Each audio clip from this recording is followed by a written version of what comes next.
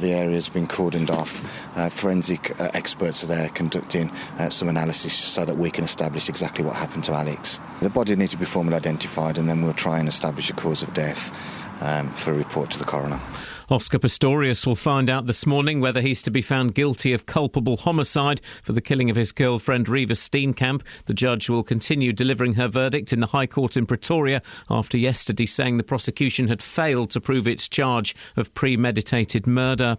Police in Milton Keynes are appealing for witnesses after an 84-year-old woman was killed in a road crash yesterday lunchtime. She was a passenger in a Ford Fiesta which was in collision with another car and a van on the H9 Groveway at the junction with Simpson Drive at around 1:10. The driver of the Fiesta, a man in his 80s, was taken to Milton Keynes Hospital with serious injuries. Police investigating the sexual exploitation of girls in Aylesbury have arrested another man. The 37-year-old from Bradford was arrested yesterday. 10 men have so far been charged in connection with the alleged sexual abuse of children in Aylesbury between 2007 and 2009. A woman who was killed while mountain climbing in Scotland has been named as Jane Doole from Leighton Buzzard. The 61-year-old was hit on the head by a falling rock. More from Lee Agnew. Mrs Doole was among a group of 6 hill walkers climbing in pairs in the Cairngorms on Tuesday, September the 2nd. As she and her climbing partner made the ascent up a ridge, she was struck by a falling boulder. A rescue attempt was made involving the mountain rescue team and a Royal Navy helicopter, but they were unable to resuscitate her. A 14-year-old boy has been arrested on suspicion of arson after a dog's home in Manchester was destroyed by fire. 60 dogs are believed to have died in the blaze, but more than 150 were rescued. The actor Sir Donald Sinden has died at his home at the age of 90. He made his name on stage as a Shakespearean actor and appeared in more than 70 film and TV productions. In sport, cycling's Tour of Britain comes to Buckinghamshire and Hertfordshire today. Stage 6 starts this morning in Bath and finishes this afternoon in Hemel Hempstead. The weather, a dry day with some bright or sunny spells, a maximum temperature 20 degrees Celsius, and you can get the latest news and sport online at bbc.co.uk/3 counties. Today on BBC Three Counties Radio. From 9. The JVS Show. With the big phone in, the hottest topic of the day, and your consumer problems. From 12. Nick Coffer. Where I'll be live on the roadside as the Tour of Britain passes through Princess Risborough. From 3. Roberto Peroni. I'll be at Hemel as the riders cross the finish line after a gruelling day. From 7. Mark Forrest. I'll bring you the best bits from everything that's been happening on BBC Local Radio. Today on BBC Three Counties Radio.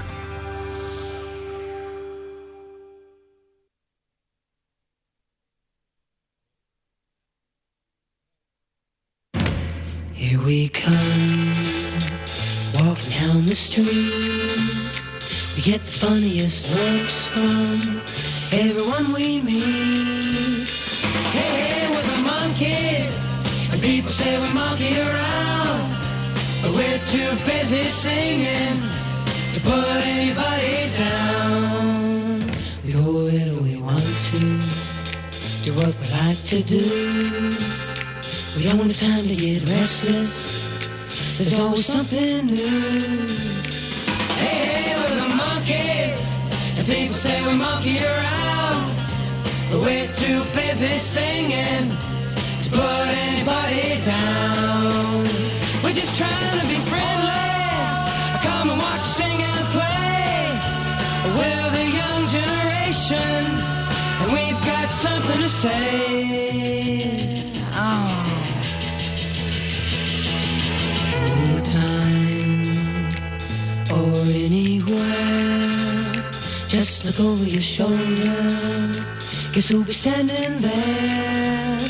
Hey, hey, we're the monkeys, and people say we monkey around, but we're too busy singing to put anybody down.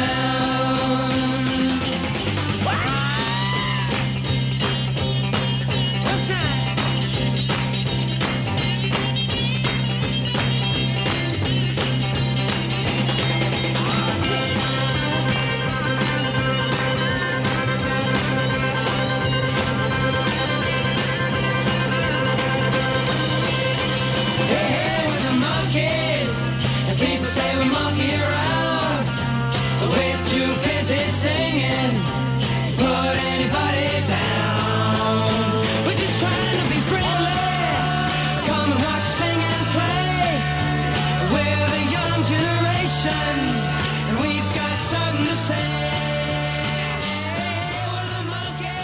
Now that's what I'm talking about. Oh, that's what we needed. Morning, this is Iain Lee, BBC Three Counties Radio. Catherine Boyle, producer, is not here. Matthew Lockwood is. Justin Dealey is. And guess who's producing? Guess who's producing? Is it me? Yeah! Oh, I wish I knew this. Someone should have told you before now. I know. What have we got in the show? Who knows? I do. Trains. Bikes. And buckets. Oh, buckets. Yeah, trains, bikes and buckets. Across beds, hearts and I feel sick. This is BBC Three Counties Radio. Got a script from me, Matt? You have to read it off the screen. We were wigging out to the Monkeys thing. That was a mistake. Yeah, but this is a mistake to do it just before you came on air, mate. I should never do that. I am a very fit man in literally every sense of the word. I got stuck on the chair. I couldn't get off. Sorry? It was spinning around the chair. I couldn't get off the chair.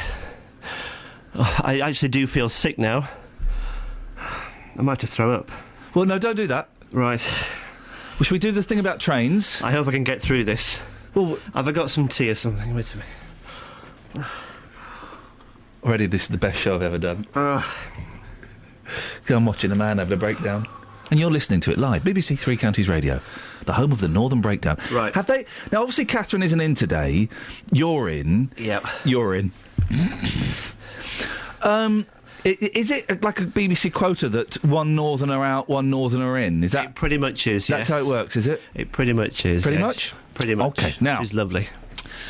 Train news, guys. Hold on to your hats. We could end up miles away from here. This is exciting stuff. It's not. From this Sunday, the Thameslink line, which runs from Bedford and through Luton and St Albans down to Brighton, will be under new management. Come on. Ooh! Govia has won the contract to run the service for the next 7 years, taking over from First Capital Connect. But what will it mean for passengers, and will they notice any difference? Well, as you can hear, Matt Lockwood is out of breath and joins me now. So, Matt... Yep. What can passengers expect to see? They can expect to see lots of wonderful, wonderful things. New trains for starters. Yeah. Come on, a bit more passion. Yeah. It's big news, this is. Come on, then. Over 1,000 new carriages along the Thameslink and Great Northern Network. Okay. There'll be more services too. Can I interrupt ever so slightly? Yes. This is a little bit dry. Right, have you got something? I think we need a little bit of music just to... Go on then. Away you go. This is not what I asked for. You did ask for Kashmir by Led Zeppelin. Can you just sing what you asked for? Right. What did you ask for? So it was... Doom doom doom doom doom doom doom doom doom doom doom doom doom doom doom doom doom doom now now now now now doom doom doom doom doom doom doom doom now now now now now. You asked for that and instead you got this. Away you go. Tell us what we can expect. There'll be more services too. 10,000 additional seats into London in the morning, which will be nice. That will be an increase in passenger capacity by 50%. There'll be improvements to services, including up to 24 trains per hour during the peak periods between St Pancras and Blackfriars, up from 15 per hour today, and more direct services to and from Gatwick Airport, with improved Brighton mainline services as well. So all very nice. But what about the train stations and the staff numbers, Matt Lockwood? There'll be £50 million to enhance all 239 stations, including St Albans and Luton. More than 100 stations will be staffed from the first to the last train. And the key smart card ticketing system will be extended. So in theory, things can only get better. This sounds awesome. It's We're all our good tongues are in our news. cheeks, but it sounds awesome. It's all good news. The company says it will invest a total of £430 million on new trains, increased capacity, more ticket options, and Wi-Fi at more stations. Wi-Fi, that is so now. But wait a minute. Stop that music. Stop that music. I can't see the point of Wi-Fi on trains. What? I cannot see the point of Wi-Fi on trains. Whatever happened to getting on a train and going from A to B? Kelly Betts. Hi. Well, you still are going from A to B, but you just have internet on the way. It never works. Well, but it will with Wi-Fi. That's the point. That's it what will the with point Wi-Fi. It never works. I've tried it. No. It will with Wi-Fi. Never works. Play the music again. Oh, blimey. Okay, all right.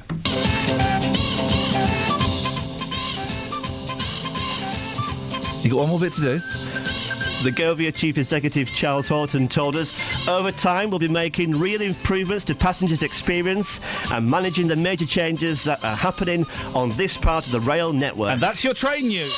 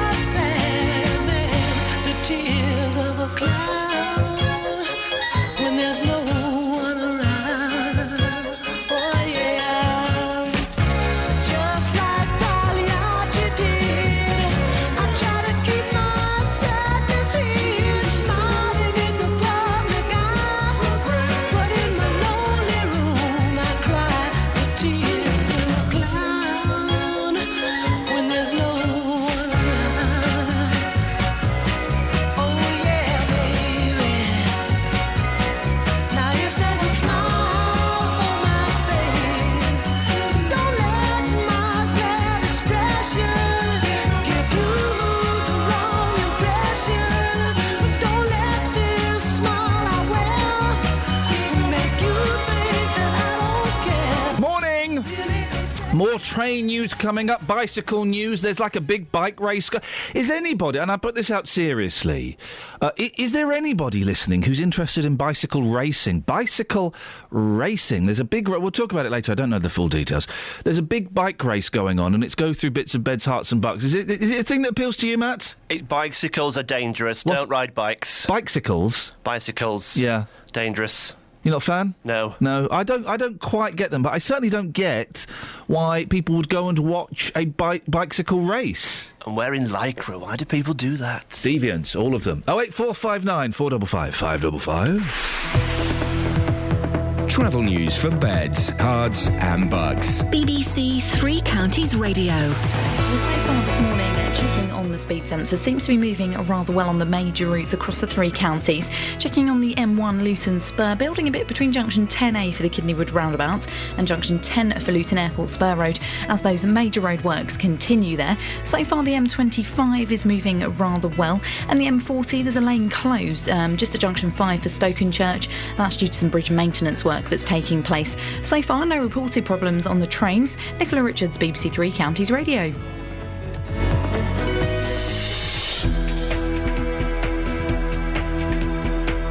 Morning, this is Iain Lee, BBC Three Counties Radio. It's 6:16 and these are your headlines. The new operator of train services into London from Bedfordshire and Hertfordshire is promising more seats and improved reliability. Govia takes over the Thameslink and Great Northern routes from First Capital Connect on Sunday. An investigation is underway in Milton Keynes after the body of a young man who went missing on Monday was discovered in Furston Lake. And police investigating the alleged sexual exploitation of girls in Aylesbury have arrested another man. The 37-year-old man from Bradford was arrested yesterday. BBC Three Counties Radio.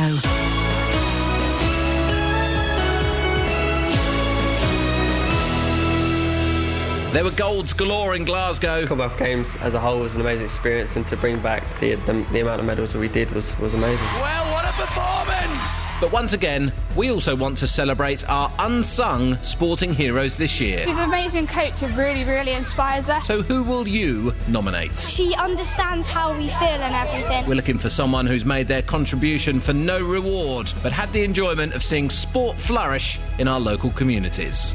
To make your nomination, go to bbc.co.uk/unsung-hero and download a form. The closing date is the 20th of October, with our 2014 Unsung Hero announced at this year's BBC Sports Personality of the Year. You can't bottle it. Get inspired and get nominating. So I don't normally use the... Oh, I've broken... Oh. You right, Matt? OK, I don't normally... I've broken my shoe. I don't normally do... I need some technical help, guys. I'm trying... My son is having his 2 front teeth taken out today, surgically, general anaesthetic. Mm-hmm. He's scared. Yeah. A song there. Sorry? All I want for Christmas is my 2 front teeth, my 2 front teeth, my 2 front teeth. You don't have to have his mic open, you know. Oh, thanks. So I'm trying to send it... I'm upset that I can't be there, so I'm trying to film a little... Hey, good luck, son. It'll be all right. Don't worry. Your mum's going to be there. Nice one. Oh, that's nice. But I'm filming on my iPhone, but no, there is no sound. It's not recording the sound. Now, have I done something? Is this a known thing with iPhones, or is it knackered? Are you listening back to it and your phone's on silent? No, I sent it to my wife and she went, oh, great, yeah, thanks, no sound. So I'm recording it and there's no sound recording. Are you saying anything? Yeah, I'm saying words. Checking. I could record it on my phone and send it to you if you want. Sweet as a nut! Let Paul Simon carry us. He's doing it again. You're right there, Kelly. I can ask him to stop. With you? Yeah, come on. Thanks. Here you go. Bye.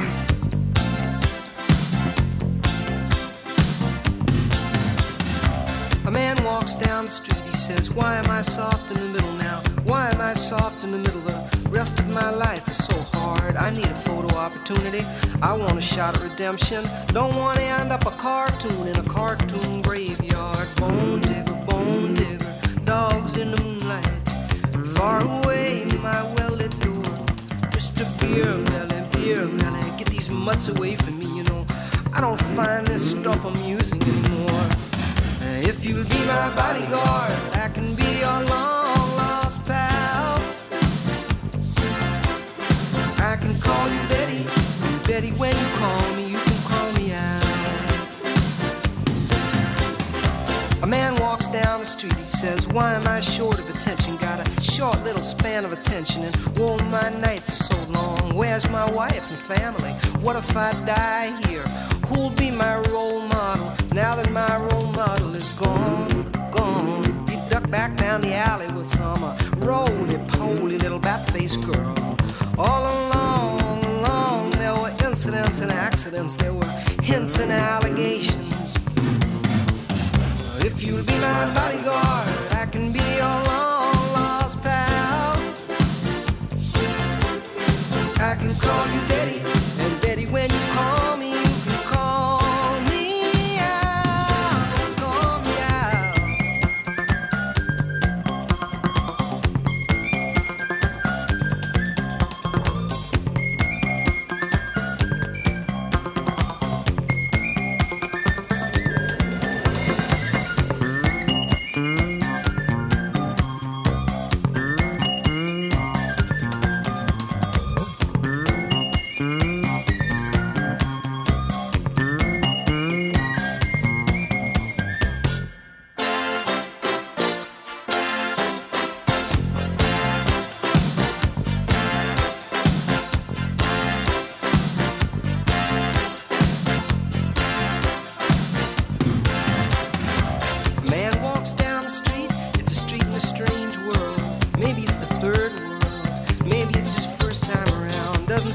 language, he holds no currency.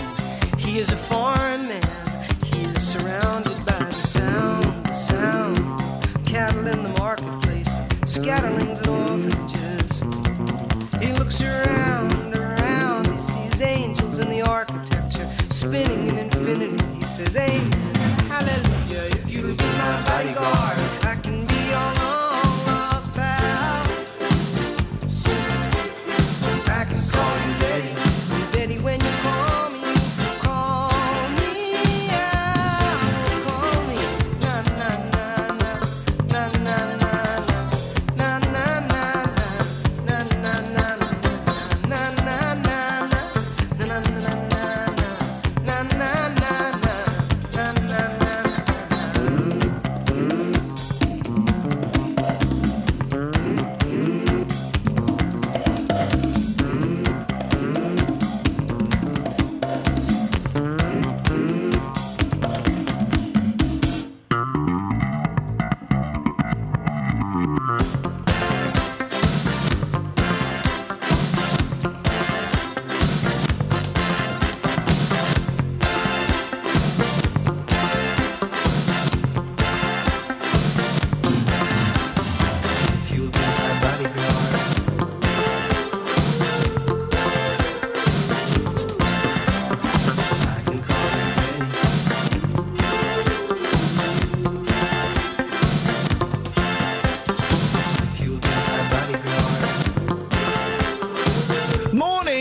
BBC Three Counties Radio. You know my thoughts, and this is me freestyling it, Matt. You know my thoughts on the Ice Bucket Challenge. I think it's simply people showing off. You stand there and you get a bucket of ice water chucked over you, and it goes on Facebook and people nominate each other. I think it's showing off. I also think, and we've said this before, I think a little bit of it is bullying.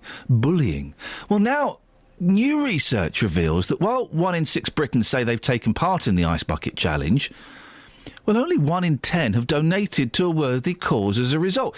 Justin Dealey spoke to people a few weeks ago, and they didn't seem to have any idea what the charity was they were supposed to be raising money for. Charlie, you have done the Ice Bucket Challenge.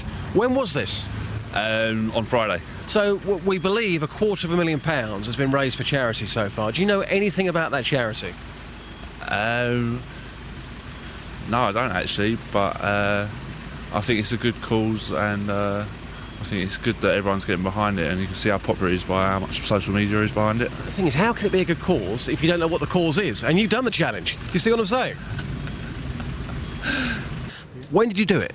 Yesterday. We're talking about the charity this morning. Do you know anything about the charity that you're raising money for? Not a clue. I don't know anything about it. I got nominated, so I had to do it, so that's basically it. Gosh. Well, we can speak to Deborah Fairclough, Head of Research for the Charities Aid Foundation, which commissioned the study. Those two voices were not alone. It says quite a lot, doesn't it, Deborah? I think it's interesting, Ian. People, they like to do things for charity. People in Britain love doing something fun for charity, and it doesn't have to be about donating money. It can be about giving your voice. It can be about giving time. So the fact that, not everybody has donated money in this particular challenge, it has helped raise awareness for these charities significantly during the time that the challenge has been running. Well, the people there didn't know what the charity was, and we did a phone-in on this last week, so I do think it kind of borders on bullying a little bit, this you are nominated. I refuse to do it.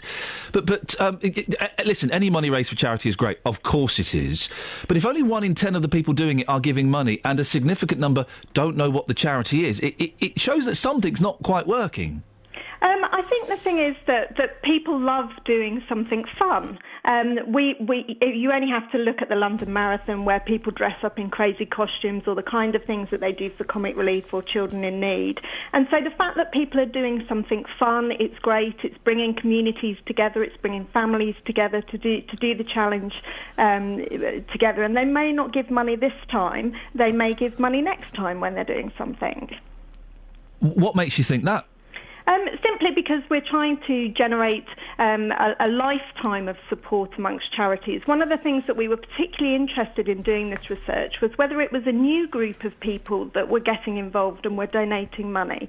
And what we did find is, yes, it's very much the younger audience. Now, traditionally, it's older people who give money to charity. And so if we can get the young people on board and engaged in whatever way, that they want to. Sorry, Deborah, have I got this right, though? But your research shows that they're not giving money. Only 10% of the people doing this are actually giving money. So it's not working, is it? But as I said, Ian, it doesn't have to be about giving money. It can be about giving your voice or giving your time. We have a great tradition of volunteering within this country. And that's another way to really give to charity. Oh, exactly. Listen, I've done volunteering. Go and volunteer. Don't stand in the back of a pub car park and have a bucket of ice chucked over your head and not know what you're doing it for just because your mate Steve nominated you on Facebook. It seems a little pointless and a little disrespectful to charities to do these things, not know what the charity is, and then not give any money.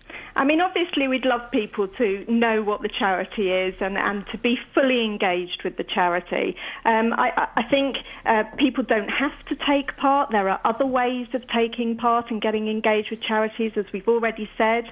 That's one of the reasons why the Charities Foundation is bringing Giving Tuesday, which is an international giving day, to the UK in December this year. And that simply asks people to do one thing for charity during a day. That can be giving money, giving time, giving your voice. Why do we need all these campaigns, Giving Tuesday and the Ice Bucket Challenge? Why do we need all these things? If someone is attracted to a charity, and I always think that one should donate to a charity that has a personal resonance with them. If one is attracted to a charity, they'll give, won't they? Do they need to be kind of browbeaten into it? I think you're absolutely right that people do need an affinity with a cause. A lot of the time it's very important. That's why people do get involved with charities. I don't think it's a case of browbeating people into it. I think it's a case of giving a voice to some of those smaller charities that people might not have heard about. And so I think it is important to try and raise awareness of different charities that are available and that people can give to across the UK. I think you're right on that, yes. Some of the smaller ones get ignored. Deborah, I appreciate you talking to us at this ridiculous time in the morning. That's Deborah Fairclough, Head of Research for the Charities Aid Foundation. They're launching their Giving Tuesday later on in the year. A little bit confused by some of what Deborah was saying there. I don't know your response to that, Matt, but the research shows that 1 in 6 people in Britain have done it, but 1 in 10 of those people are giving money to the charity. We know from Justin's evidence they don't know what the charity is, so it's not really working, is it? No, and like you say, they're just doing it for Facebook, aren't they? It's a Facebook thing, it's a Twitter thing, it's not something that they're doing for the charity. I'm over here. What? He's this way. Hi. Oh, hello. OK. 08459 455 555. When is Kath back, Kels? Monday. OK. Travel news for beds, cards and bugs. BBC Three Counties Radio. Well, so far this morning, looking rather good on the speed sensors across the 3 counties. The M1, that's moving rather well. The M25, building a bit between junction 25 for Enfield and junction 27 for the M11. There are some major roadworks continuing there, often causing delays through the rush. On the M40, there's a lane closed at the moment, just to junction 5 for Stokenchurch, due to bridge maintenance work that's continuing there. And in East Barnet, temporary traffic lights are up at the moment on Brook Hill Road, just at Cats Hill, for some junction improvements that are taking place. So do expect some delays. So far on the trains, everything's running well and to time. Nicola Richards, BBC Three Counties Radio. Across beds, hearts and bugs. This is BBC Three Counties Radio.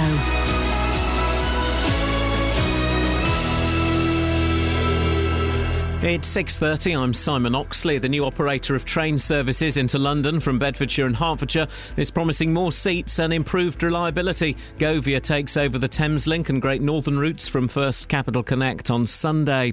An investigation is underway in Milton Keynes after the body of a young man who went missing in the early hours of Monday morning was discovered in Furston Lake. 21-year-old Alex Todd Weller from Shenley Brook End was last seen leaving Pink Punters nightclub in Fenny Stratford. And police investigating the alleged sexual exploitation of girls in Aylesbury have arrested another man. The 37-year-old from Bradford was arrested yesterday. 3 Counties Sports. BBC Three Counties Radio. Cycling's Tour of Britain comes to Buckinghamshire and Hertfordshire today. Stage 6 finishes this afternoon in Hemel Hempstead. It starts this morning in Bath. Sir Bradley Wiggins remains 27 seconds behind the race leader, Michael Kwiatkowski. Here's the former British road race champion, Matt Stevens. The last 3 climbs are quite stiff. Chinner Hill, Cop Hill and Nashley are all roads that I've raced on as a youngster back in the late 80s in a famous race called Tour of the Chilterns.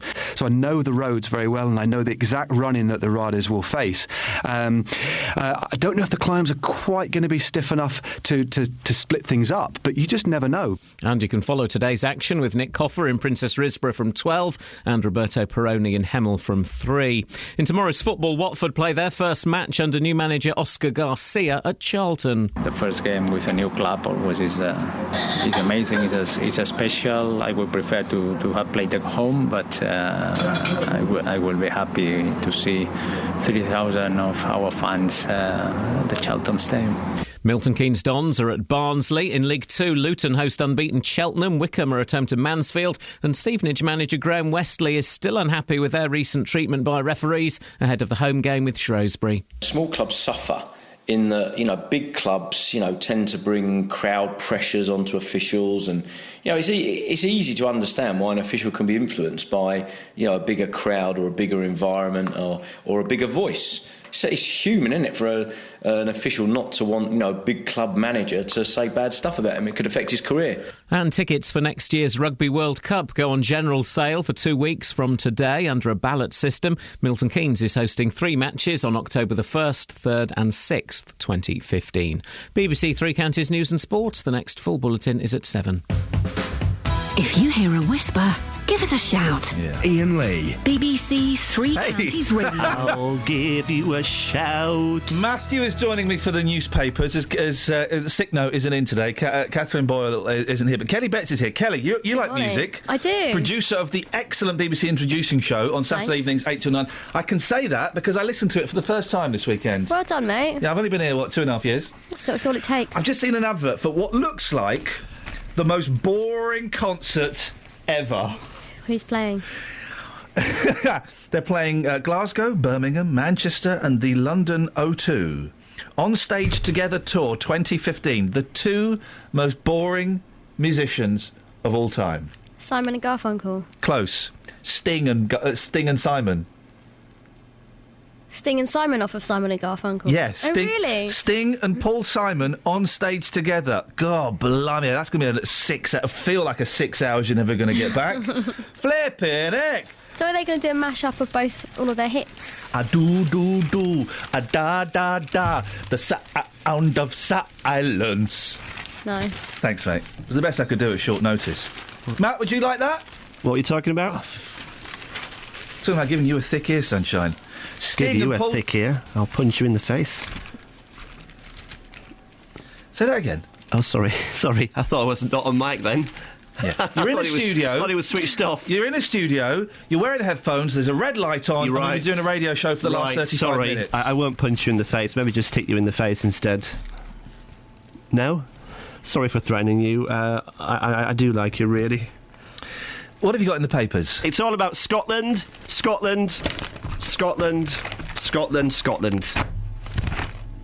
Apparently, there's a vote to stay in or to go out. So on the Daily Telegraph today, BBC bans all talk of Scottish vote from the proms. I mean, why would you talk about the referendum at the proms anyway?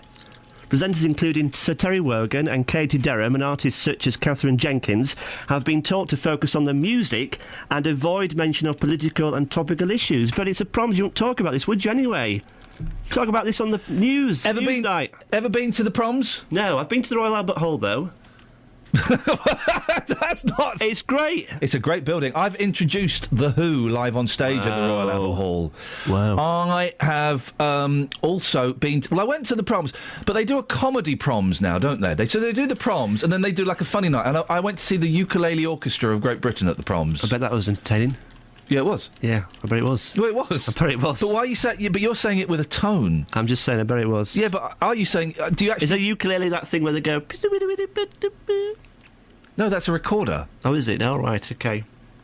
Oh, ukulele when I'm cleaning windows. Oh, for goodness sakes. Now, usually I don't do this, but, go ahead on, break them off with a little previews of the remix. Now, I'm not trying to be rude, but hey, pretty girl, I'm feeling you. The way you do the things you do reminds me of my Lexus cool. That's why I'm all up in your grill, trying to get you to a hotel. You must be a football coach, the way you got me playing the field. So, baby, give me that, and let me give you that. Running her hands through my fro, bouncing on 24s. Why they saying I'm ready? It's the remix to Ignition, hot and fresh out the kitchen. Mama rolling that body, got every man in here wishing. Sipping on coke and rum, I'm like, so what, I'm drunk. It's the freaking weekend, baby, I'm about to have me some fun. Bounce, bounce, bounce, bounce, bounce, bounce, bounce, bounce, bounce, bounce. Come on. Now it's like murder, she rolled. Once I get you out them clothes, privacy's on the door, but still they can hear you screaming more. Girl, I'm feeling what you're feeling. No more hoping and wishing. I'm about to take my key and stick it in the ignition. So give me that, let me give you that. Running her hands through my fro, bouncing on 24s. Why they saying I'm ready? It's the remix to Ignition, hot and fresh out the kitchen. Mama rolling that body, got every man in here wishing. Sipping on coke and rum, I'm like, so what, I'm drunk. It's the freaking weekend, baby, I'm about to have me some fun. Crystal popping in the Stretch Navigator. We got food everywhere, as if the party was catered. We got fellas to my left, honey's on my right. We bring them both together, we got juking all night. Then after the show, it's the after party. Yeah, and after the party, it's the hotel lobby. Yeah, around about 4, you gotta clear the lobby. Then take it to your room and somebody. Can I get a? Can I get a? Running her hands through my fro, bouncing on 24. Come on, why they saying I'm ready? It's to Ignition, hot and fresh out the kitchen. Mama rolling that body, got every man in wishing. And we're smoking rum, and we're having some fun. Every freaking weekend, baby, I'm about to having some fun. Bounce, bounce, come on, bounce, bounce, bounce, bounce, bounce, bounce, wishing, sipping rum, baby, having some fun. It's the freaking weekend, baby, I'm about to have me some fun. Come on, girl, we off in this Jeep, fogging windows up, in the back of my truck. What's up? You can hear more great music like that Sunday nights, 8 till 10, BBC Three Counties Radio. Nesta McGregor. Hey, I've picked songs like that. Now, don't use my show as a vehicle. Well, it's called cross-promotion, cross-pollination. I'll cross-pollinate you in a minute. We're going to cross-pollinate. I'll punch you in the face. Yeah, you see? Punch you in the face. I'll punch you in the face. Are you a fan of Downton Abbey? Oh, I love Downton Abbey. I don't know any of the characters' names, but I love Downton Abbey. Are you a fan of the doctor from ER whose name is George Clooney? Oh. He's going to appear in Downton Abbey. Is he? Downton Abbey is about to welcome Hollywood star George Clooney. A huge fan of the show, he will appear in a one-off sketch for ITV's... Oh. So it's a sketch. ITV's Christmas charity Text Santa. Oh, you'd be great in that. He would be good in that. He could just cure everybody of their illnesses. Christmas is coming, isn't it? Yeah. It's not far off now, are we? 3 months? This year has gone so quickly. It's scary. It's scary how time goes so quickly. I have heard one of the reasons, right, because when you're a kid, time goes really slowly, doesn't it? Yeah. When you're older, it goes faster. Do you know why? Why? Well, do you know why? I don't know why now. Because when you're a kid, say you're 5 years old. Right. Okay. One day is a significant percentage of the life you've lived so far. Right. Right? But when you're, how old are you? 45, 50? When you're your age, 50... 30. Oh, mate. Come on, 30. You are... All right. I look my age. You look my granddad's age. I look 30 years old. And he's dead. You look about 64. OK, so let's pretend you're 30.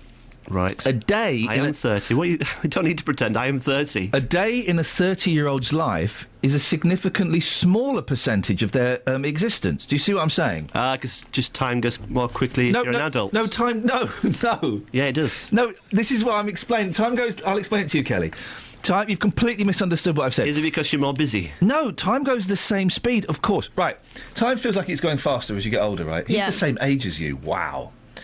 The reason being... 16. The reason being, right, when you're a 5-year-old, a day is a really tiny percentage of the life you've lived. Yeah. Because you've not had many days. Yeah. When you're 30... You've had loads. You've had loads of days. So a day is a smaller percentage of the time that you've lived. So it feels like it's going quicker and quicker and quicker.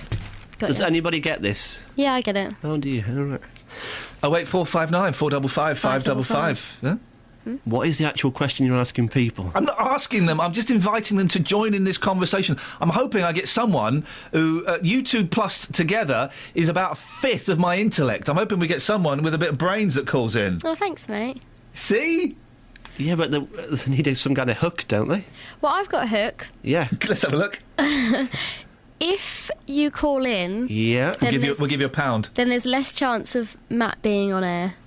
08459 455 555 is the phone number. What else you got, Matt? Well, there's a story here, and then you realise away it's... from the mic a little bit, okay, there's a story here, and then you realise... A little bit closer. Oh, for God's sake. Split the difference. There's a story here. Beautiful.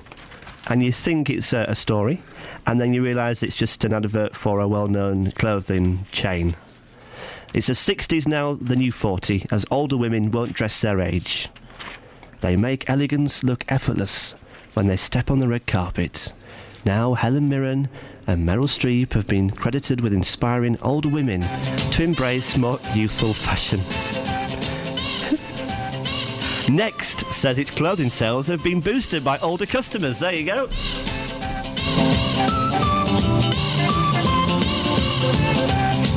And apparently a supermarket have shot a bird. Oh, yeah, no, go on. This is Sainsbury's or Tesco's? It's Tesco's, a marksman in. Yeah. They've exterminated... What's the bird? Oh, here we go. BBC Two Springwatch tweeted... it's a wagtail. Hello. Happened at their Great Yarmouth store. Yep. I'm sure it could be caught. Didn't need to shoot it. Now, why did they shoot it? Is anyone really that bothered? I remember my honeymoon... You can't shoot a bird. Yes, you can. I was... It's a bird. Yeah, no, they shoot them. Oh, I was on my honeymoon in India. You've had that up. Sorry? That's not an actual place. India?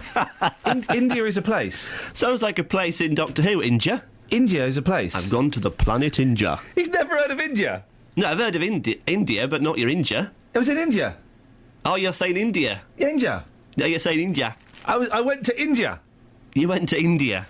And we stayed in a very swanky hotel. It's weird in India. If you stay in a swanky hotel, literally around the corner India. is some of the worst poverty you've ever seen. It's a really bizarre place, hard to get your head around. Because you've got the Taj Mahal, haven't you? Which is this opulent setting. Yeah.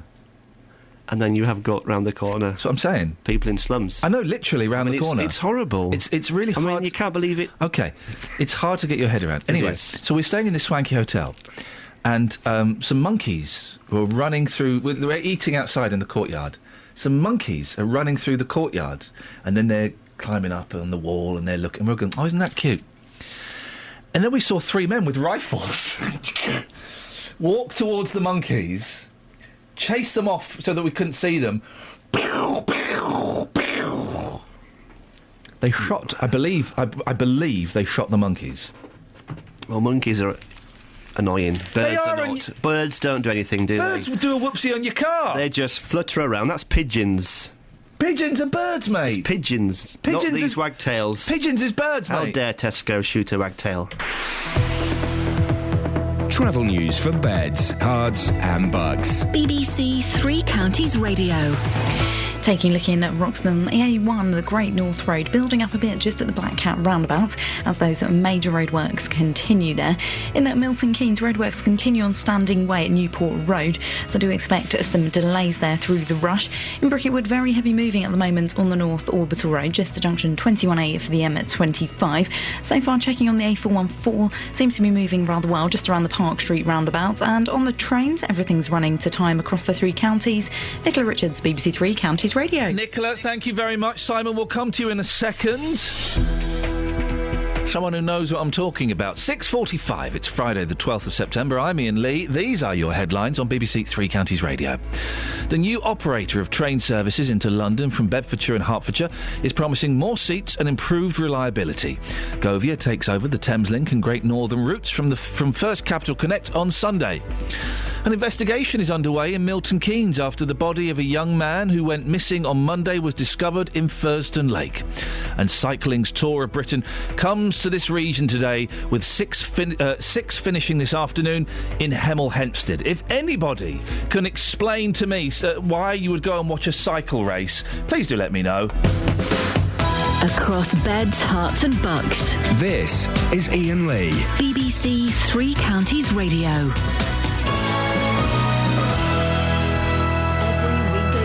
From 9, Jonathan Vernon-Smith. Lots to discuss. Do you agree with her? Do you think she speaks a lot of sense? With the biggest questions. Should Muslim women be allowed to wear the veil in court? And is it fair to only give people this kind of benefit for 3 months? And the biggest opinions. I'd like to hear from you. I feel strongly because children should be taught in a structured way. You know, there's nothing better in life than real life experience. Don't be patronising. Excuse me, I'm talking, sorry. There's 2 words here, common sense. When my pet hates, I feel really strongly about it. We're talking about that. I agree with you. The JVS Show, weekdays from 9 on BBC Three Counties Radio. Morning, Iain Lee, BBC Three Counties Radio. We'll have a BBC introducing track in a second. Matthew Lockwood is doing the papers with me as Catherine Boyle is bunking off. I thought she'd been fired again. Don't start that. Oh, right. Simon's in Ampthill. Good morning, Simon. Morning, mate. What you got for us, boss? Well, what you were talking about earlier, about a day for a 5-year-old and a day for a 30-year-old, etc. What you gave is a very good explanation, Ian, of Einstein's theory of relativity. Hey, did I? There you go. Oh, yes, you did. Did I really? I'm clever and I didn't know that. I had no idea what Einstein's theory of relativity was. Because, although the passage of time is physically the same, it's relative to the observer. So hence why the 6 weeks summer holiday that's just happened for my children seemed to go very quickly. But for them, it lasted forever, like it used to when you were a kid. Isn't that good, you see? How do you know this, Simon? Those things you pick up on the journey. Oh, it sounds like you're having a cracking journey. Sounds like you're picking up the right stuff. Yeah. Did you ask them... Sorry, it's Matthew here. Hello, who are you? Simon, yeah, caller. Hello, Simon. Hello. I'm sorry, Simon. Did you ask your children, does this 6-week holiday seem like it's lasting forever? Or did you just guess that? No, they told me. Did they? Oh, right. Yeah, so that's you shot down in flames, mate. He pwned you there. That's me, sod. Simon, listen, I appreciate that, and I feel a little bit smug. I'm as clever as Einstein. Oh, yeah, you are, mate. Simon, bless you. Thank you very much indeed. Did you hear that, Colin? Oh, what's this? No, not been listening. Right. I'm as clever as Einstein. Really? Simon just told me, yeah. I've come up with Einstein's theory of relativity almost the same time as he did. Oh, well done. Yeah. Did you know that? The reason that time goes quicker when you're older... Hello, Colin? Yeah, go on. Flippin' heck. The reason that time goes quicker when you're older, or feels like it. Well, I thought your explanation was quite good. Yeah, it's the same as Einstein's. It's the theory of relativity. Oh, right. It's too early for this. Yeah, it is. No, it's not. It's not. I really, for a long time, I've wanted to up the game here at BBC Three Counties Radio and make it an intellectual show. Haven't I, Kelly? Yes. There we go. And that's what I'm doing, Colin. Now that Catherine's gone, she was like weights around my feet as I was swimming in the sea. Oh. What do you want? Right. Your report about the bird in the Tesco supermarket. Have you been smoking a little bit of wacky backy? No. Drinking? No. Mainlining heroin? Is wrong, I'm afraid. Is it? They haven't killed it. Tesco calls in marksmen to exterminate this 7-inch bird. They have got a licence to kill it. So they have killed it? No, but they have decided that by the intervention of Chris Packham to get the BTO in the British Trust. Hang on a minute, Chris Packham, right, wants to save a wagtail. Chris Packham is the same Chris Packham who thinks that pandas should be left to die. I agree with him, But he needs to make his mind up. Is he for or against God's creatures? Oh, I didn't know about that, so I can't comment. But well done, Colin, because you've read the... hang on, no, You've read the story, whereas BBC journalist Matthew Lockwood hadn't. I just read the headline. Yeah.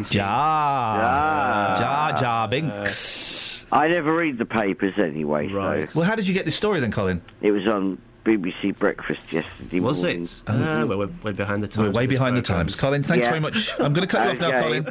Bye. There we go, he's gone. BBC Introducing is produced by my mate Kelly Betts, who was on Radio 1 this week. Thanks, mate, I was, yeah. Yeah! I've never been on Radio 1. Still Yeah, waiting. You have. Innuendo Bingo. Oh, yeah, it was Scott Mills.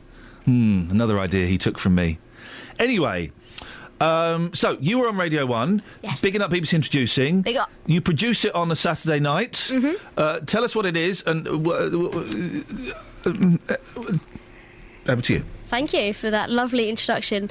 Introducing is every Saturday night. But do it quick. 8 p.m. 8 p.m. I mean, I'm being polite. People aren't that really, so just... Showing off the upcoming music scene from Beds, Hearts and Bucks. And each week we add a song to the playlist. This week is from a band called Tides. They're from sort of Bedfordshire, Hertfordshire. They're pop Well, punk. which are they from? Well, there's 4 of them, so they're sort of spread about the place. Cross borders. Yeah, man. This is their track, So Close.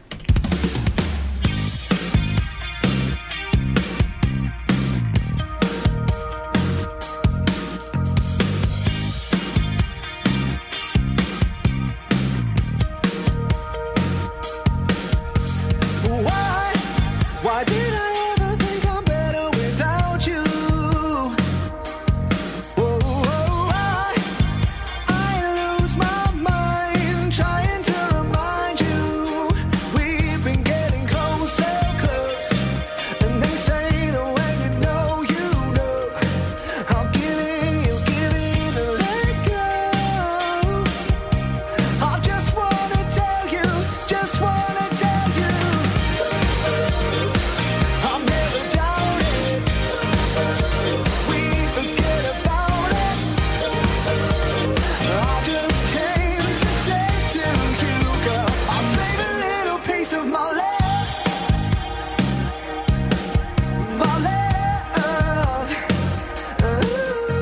baby.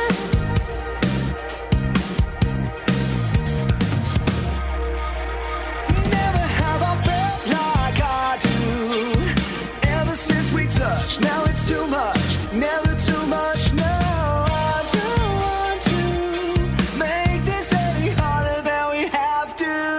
Yeah, we're getting closer, close, and they say that when you know, I'm giving and let go. I just wanna tell you, I'm never doubted. We forget about it. I just came to say to you, girl, I'll save a little piece of my love. So don't fight it. No, you can't deny it. I just came to say to you, girl, I'll save a little piece of my love.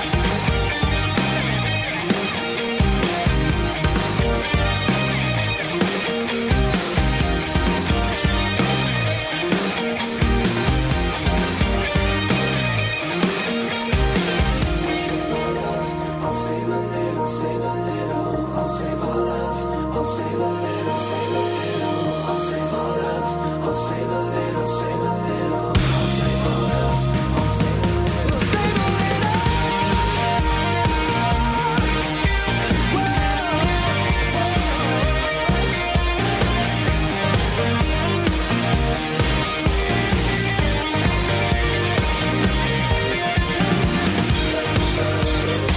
I'm never doubted. We forget about it.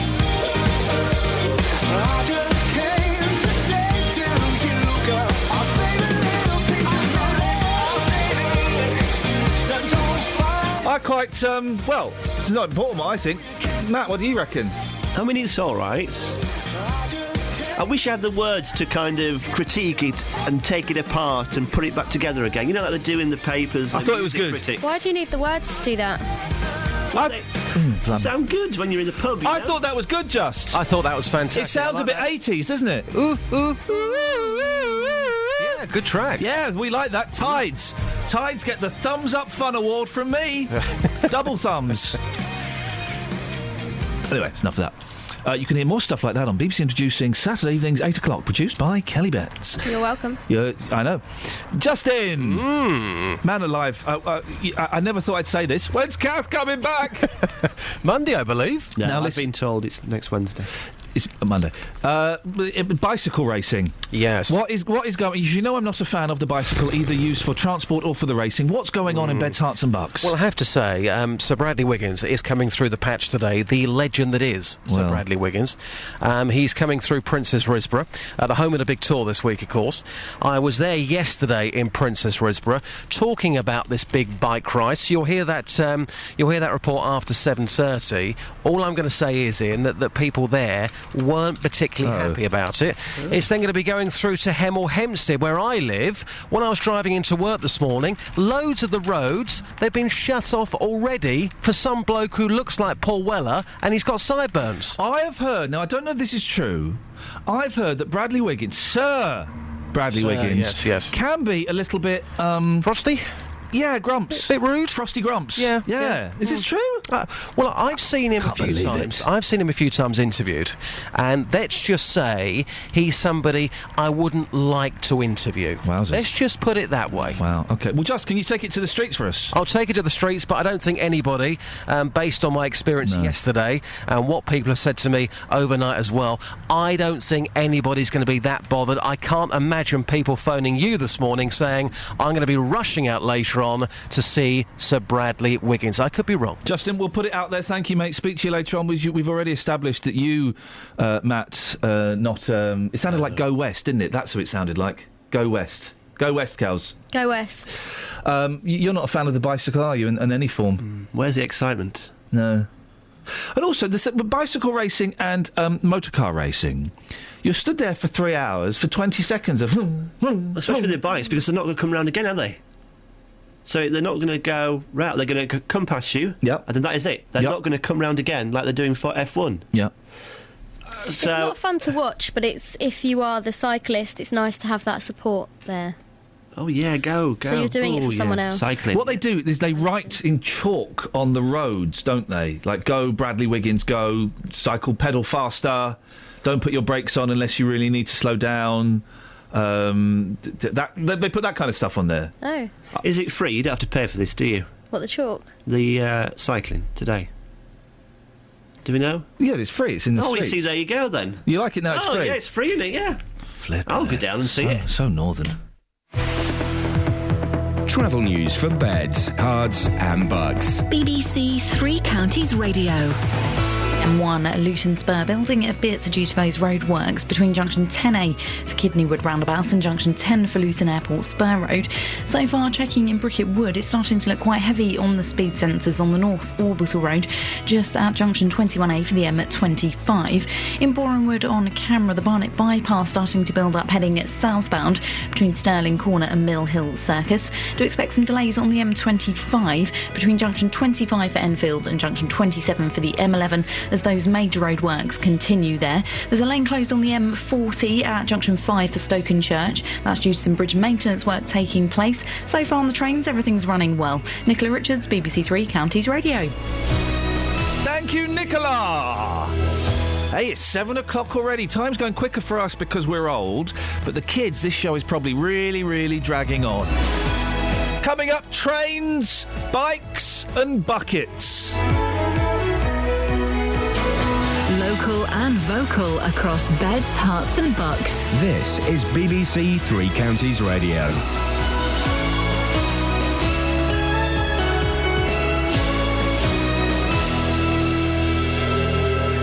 It's 7 o'clock. I'm Simon Oxley. The headlines: new train operator promising better service, body of missing man found in Milton Keynes Lake, and Bedfordshire woman killed in mountaineering accident. BBC Three Counties Radio. The new operator of train services into London from Bedfordshire and Hertfordshire is promising more seats and improved reliability. Govia takes over the Thameslink and Great Northern routes from First Capital Connect on Sunday. More from Matt Lockwood. Govia is promising a £430 million investment in the franchise over its 7-year term, with new trains, 10,000 more seats and a restructured timetable and station improvements. Rail unions criticise the initial decision, saying flashy trains would also mean fewer staff, although the government's dismissed the claims as scaremongering. An investigation is underway in Milton Keynes after the body of a young man who went missing in the early hours of Monday morning was discovered in Fursdon Lake. 21-year-old Alex Todd Weller from Shenley Brook End was last seen leaving Pink Punters nightclub in Fenny Stratford. Superintendent Jez Chiarelio says at the present time they're not treating his death as suspicious. There's clearly a procedure that we need to go through, so the area's been cordoned off. Forensic experts are there conducting some analysis so that we can establish exactly what happened to Alex. The body needs to be formally identified, and then we'll try and establish a cause of death for a report to the coroner. Oscar Pistorius will find out this morning whether he's to be found guilty of culpable homicide for the killing of his girlfriend Reva Steenkamp. The judge will continue delivering her verdict in the High Court in Pretoria after yesterday saying the prosecution had failed to prove its charge of premeditated murder. Police in Milton Keynes are appealing for witnesses after an 84-year-old woman was killed in a road crash yesterday lunchtime. She was a passenger in a Ford Fiesta, which was in collision with another car and a van on the H9 Groveway at the junction with Simpson Drive at around 1:10. The driver of the Fiesta, a man in his 80s, was taken to Milton Keynes Hospital with serious injuries. Police investigating the alleged sexual exploitation of girls in Aylesbury have arrested another man. The 37-year-old from Bradford was arrested yesterday. 10 men have so far been charged with alleged offences between 2007 and 2009. A woman who was killed while mountain climbing in Scotland has been named as Jane Doole from Leighton Buzzard. The 61-year-old was hit on the head by a falling rock. More from Lee Agnew. Mrs. Doole was among a group of 6 hill walkers climbing in pairs in the Cairngorms on Tuesday, September the 2nd. As she and her climbing partner made the ascent up a ridge, she was struck by a falling boulder. A rescue attempt was made involving the mountain rescue team and a Royal Navy helicopter, but they were unable to resuscitate her. A 14-year-old boy has been arrested on suspicion of arson after a dog's home in Manchester was destroyed by fire. 60 dogs are believed to have died in the blaze, but more than 150 were rescued. The actor Sir Donald Sinden has died at his home at the age of 90. He made his name on stage as a Shakespearean actor and appeared in more than 70 film and TV productions. In sport, cycling's Tour of Britain comes to Buckinghamshire and Hertfordshire today. Stage 6 finishes this afternoon in Hemel Hempstead. It starts this morning in Bath. The weather, a dry day with some bright or sunny spells, a maximum temperature 20 degrees Celsius. And you can get the latest news and sport online at bbc.co.uk/3 counties. BBC Three Counties Radio's big tour of beds, hearts and bucks. It's a beautiful little town. Yeah, really green and peaceful. All this week, we're discovering Prince's Risborough. Filled with lovely people who have got a great sense of community. Exploring where you live. And there are some nice walks in the area. Whiteleaf up the top is very nice. Walking, cycling, yeah, lots to offer. The big tour of beds, hearts and bucks. BBC Three Counties Radio.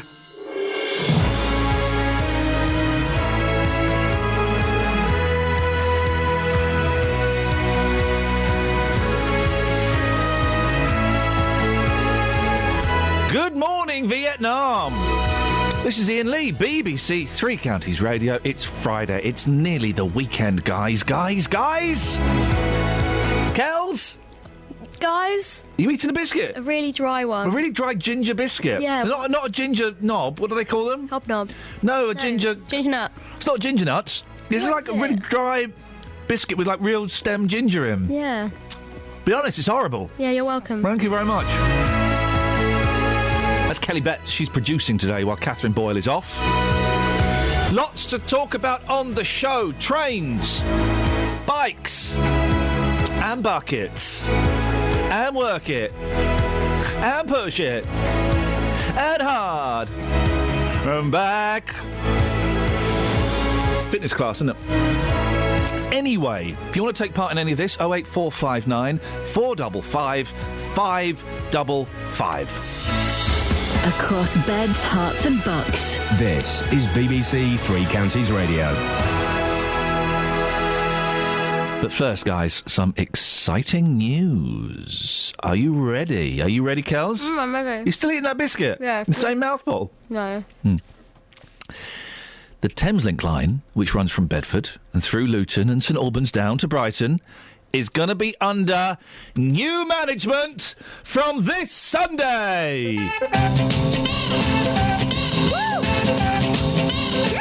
All right.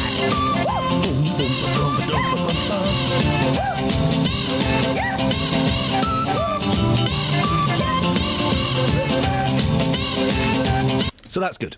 Govia has won the contract to run the service for the next 7 years, taking over from First Capital Connect. Well, Justin Dealey has been speaking to commuters at Luton train station this morning. So, First Capital Connect are going as of Sunday. What's your thoughts on that? About time too. Hopeless company. All they're interested in is profit, not in the customer. So you got a good feeling about Govia, then?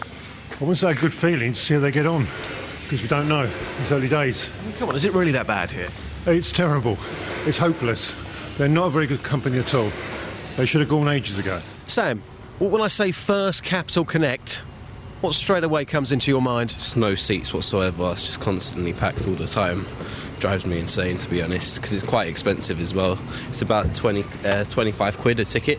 So you must be delighted about this change then, Govia, as of Sunday. I look forward to it. Hopefully it's so much better than what it is at the moment, to be honest. Can it get any worse? Oh, I don't think so. It's like really bad. Sometimes, most of the time delays. Too expensive, train smell, not big enough. Well, as of Sunday, First Capital Connect will be no more. The new service will be run by Govia. Are you excited about that prospect? Well, hopefully, if it gets me into work on time without me being late and docked every day, then I'll be happy with that, I suppose. Well, that was Justin Dealey speaking to commuters. We can speak now to Arthur Taylor, who chairs Bedford Commuters Association. Morning, Arthur. Good morning. What is the change going to mean in practical terms, do we think? Well, hopefully all continual improvements have been made in recent months, and that's what we'll be looking forward to is more improvements, more trains, more seats, so that more people can actually get a seat instead of stand. Under First Capital Connect, one of the most hated train companies in the country, wasn't it? The various hate websites and Twitter accounts, the whole franchise has a terrible reputation for running late and cancelling targets. Things can only get better, can't they? Well, hopefully, yes. And this is what we'll be looking towards, that the service reliability, etc., does improve. And that's going to be the main object, hopefully, of this new franchise, big improvements. Are Govia any good at running trains? Well, as far as we can understand, obviously at the moment they run trains south of the river. Yes, they do run trains very well. Do people really care about this, Arthur? It's one of those things. It's kind of being touted as a big story, and I'll be speaking to the head of Govia, or one of the heads, for Monday's show.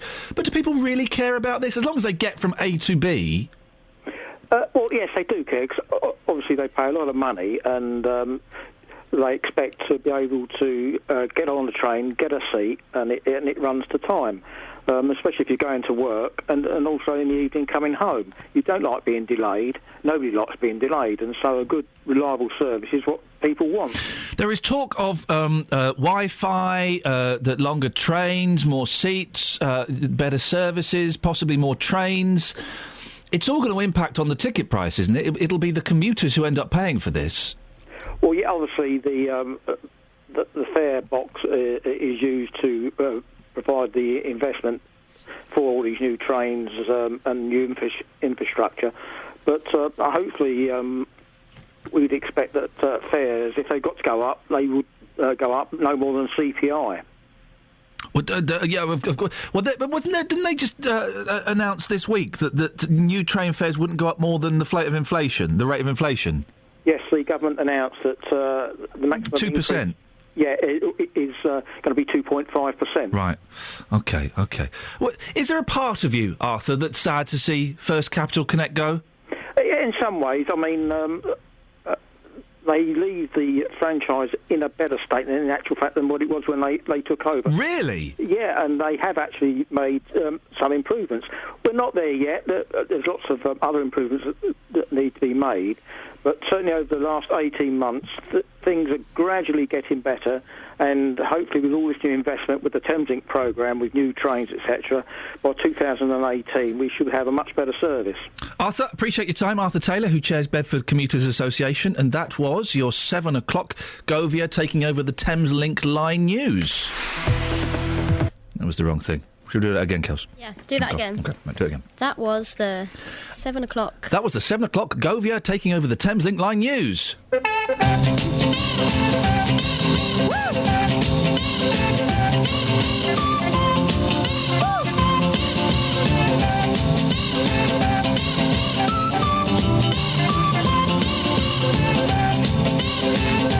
What are you doing?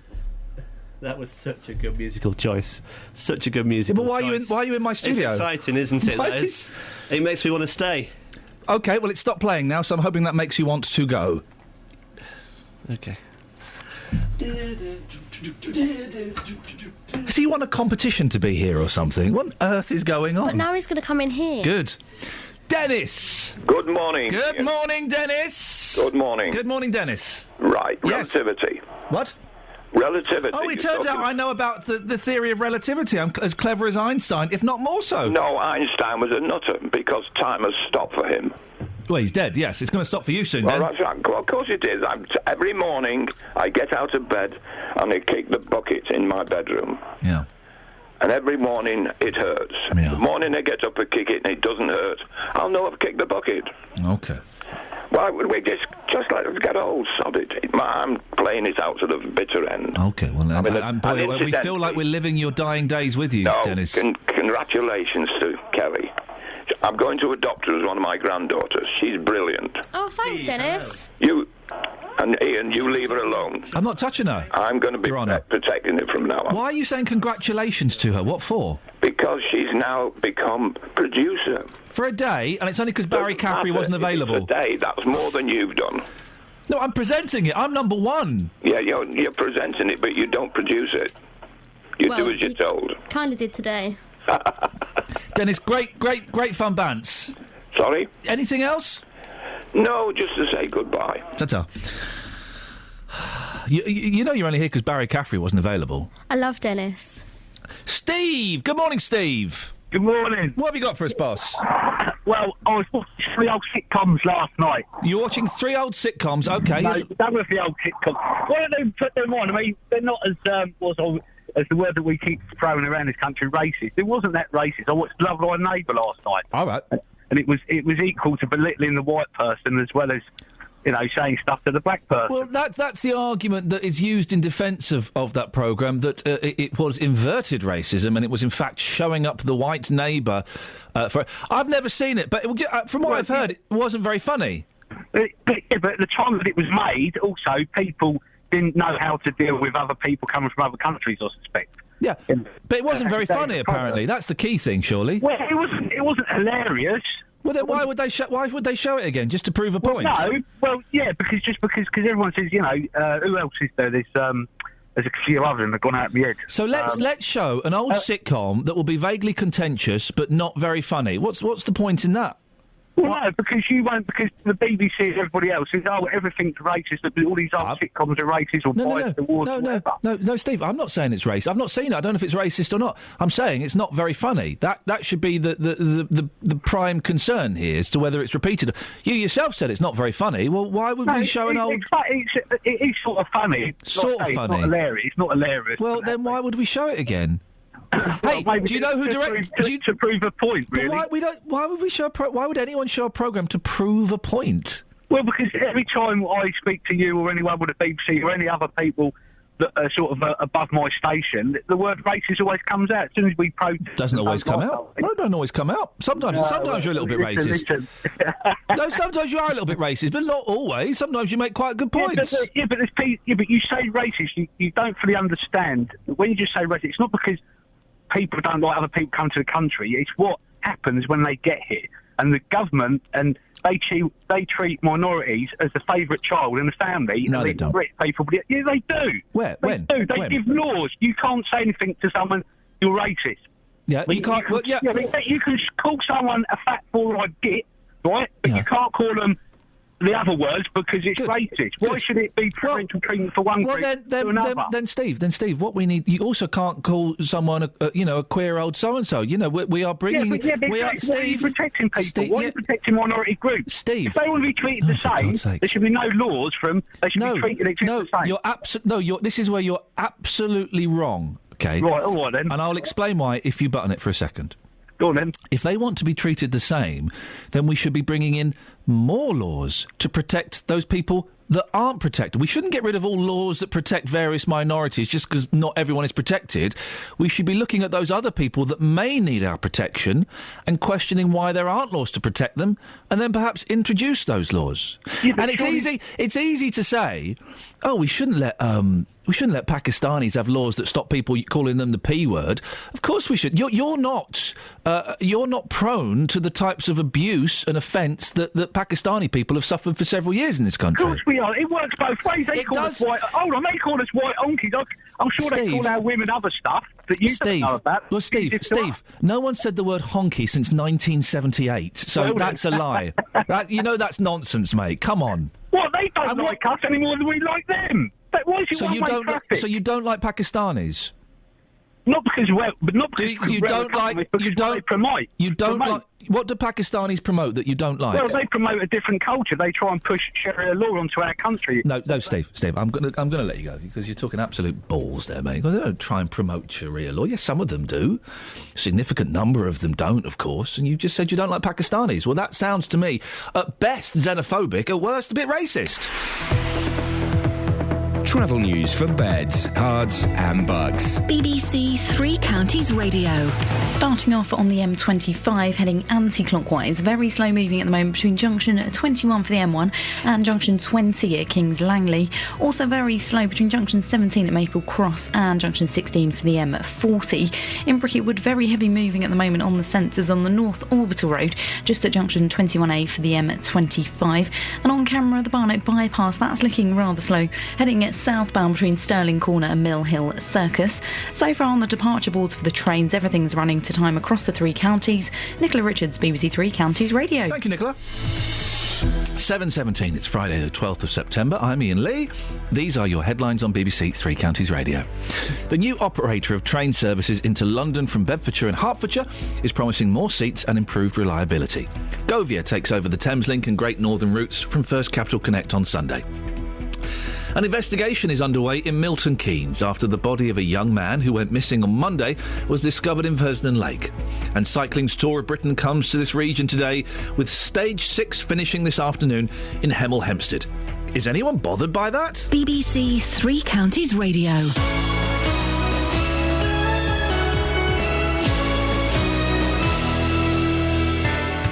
Tomorrow afternoon, we'll bring you 4 home games and 2 away games. Surely a try for Pets, and he's hammered it in! There'll be live commentary on Stevenage, MK Dons, Luton and Watford. Hantini scores in front of the Rookery end! Luke Rooney with a speculative effort from the left-hand side. Dele Alli curls it into the corner of the net. As well as regular reports from Wickham. Hayes in the penalty area, right footed volley goal!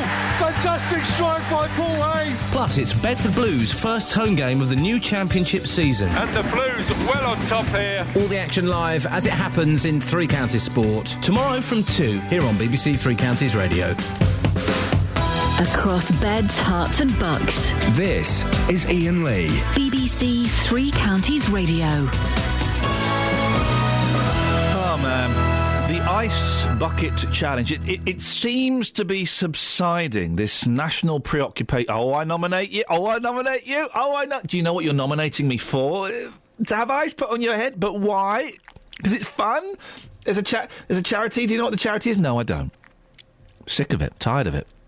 I refused to do it. I think it's borderline bullying. You see a video on Facebook and it's your mate saying, I nominate Ian, Steve and Tony to do the Ice Bucket Challenge. It's bullying. If you don't do it, although a growing number of people are refusing to do it, well, then you're looked at as less than. There's something wrong with you. Well, new research shows that while 1 in 6 Britons say they've taken part in the Ice Bucket Challenge, only 1 in 10 have donated to a worthy cause as a result. So, is this and other stunts like this, are they actually working? We can speak now to Susan Gashak, who's a charity worker in Watford. Morning, Susan. Morning, Ian. You're not a fan of the Ice Bucket Challenge. Why not? I'm not a fan because I work for a small charity and I look at these stunts and I see them and people spend hours preparing them. I mean, did anyone see the guy who chucked a skip full of water over his head for the Ice Bucket Oh, yes, challenge? I did see that, yes. But they spent hours composing it, doing it, when actually, rather than giving their money, they could be giving their time to charity, because in the charity sector, we are crying out for volunteers. And it's not all about stunts, it's about us saying thank you as charities to people who give their time. And we'd much rather sometimes have their time than watch them have a skip full of water chucked over their head. For most people, you know, the skip is an exception, and for most people, it's a quick thing. They've kind of had a few beers. Should we do the Ice Bucket Challenge? Yeah, go on. And it's half an hour. A lot of people don't have the time to spare. So if they can do something to, A, promote a charity, and B, raise a £5 or a £10 or whatever, that's got to be good, hasn't it? I mean, it is good, but you're right in what you said earlier. It did become borderline bullying. I mean, I did the Ice Bucket Challenge in a very different way. I did a video saying that I was going to refuse to do the Ice Bucket Challenge because I wanted people to volunteer and think about smaller charities rather than just the big ones. Because there are lots of small charities in your neighbourhood. But I had friends getting in touch after I did that video saying, oh, well done you, because my son, who's 10, was nominated, and he now feels guilty because he doesn't have enough pocket money to be able to donate. Oh, gosh, that's not good. I know that Catherine Boyle, who's sometimes producer here, her 2-year-old was nominated. Oh, goodness. Oh, there was a 2-year-old. I don't know if you saw this one. But I did see that one. 2-year-old that had some extremely blue language. The 2-year-old from Birmingham who dropped the F-bomb. I know, we discussed it. Incredible. It's one of those things... I think the tide feels like it's turning on this. I know there was the no makeup selfie, which was really successful, raised a lot of money. Although saying that, I can't remember what it was for. I'm going to say breast cancer, but I don't think it was. I think it was cancer research. Cancer research, OK. And I know lots of women felt bullied into doing that, but they still did it. Is the tide turning with these big kind of viral stunts? I mean, I think it is slightly. I think people are now feeling a little bit more able to say, no, I'm not going to do this, and these are my reasons why. And I know that a lot of my friends refuse to do it. But what we've got to do is ensure that charities have the ability to raise money, and that we do fun things. I mean, viral things sometimes are fun, but we've always got to watch that they don't turn into bullying. And by nominating people and tagging them on Facebook so that it starts appearing in their their feed. Go on, Susan, you can do it. Well yes, done. I can do it. It's too early in the morning. Yep. That it appears in their feed, and then they feel guilty and feel that they have to do it. I think that's wrong. I mean, everyone should be given an opt-out and to have the confidence to be able to say no. But I'm not saying let's not raise money for charity, because I know on a day-to-day basis I'm grateful of every cheque that drops through the door in the morning. Now, so what charity are you working with at the moment? I work for a charity called Larches Community, and we help adults with learning disabilities in southern part of Hertfordshire. I've got a friend who does stuff with Larch, and they do some pretty amazing stuff, don't they? Yes. I mean, we're just reworking some of the things that we're doing, but we provide only 7% of adults with learning disabilities are actually in work, and we're now providing services to try and help get them into the workplace, because they deserve to work as well, rather than being shut in care homes. How are charities doing generally? Do we know at the moment in terms of finance? Because we always hear that when times are hard, then charities seem to suffer quite badly in terms of help from the government and help from the public. We have suffered enormously. I mean, we rely a lot on trust funds, but of course the trust funds, because there's not the investment returns coming at the moment, don't have that much money. And we rely on individuals, but it is tough because it's the first area to go, and we provide so many services that government can't. So if you can support, especially small local charities, please look them up on the Charities Commission, because there are lots and lots of charities in everyone's local area that people just haven't heard of.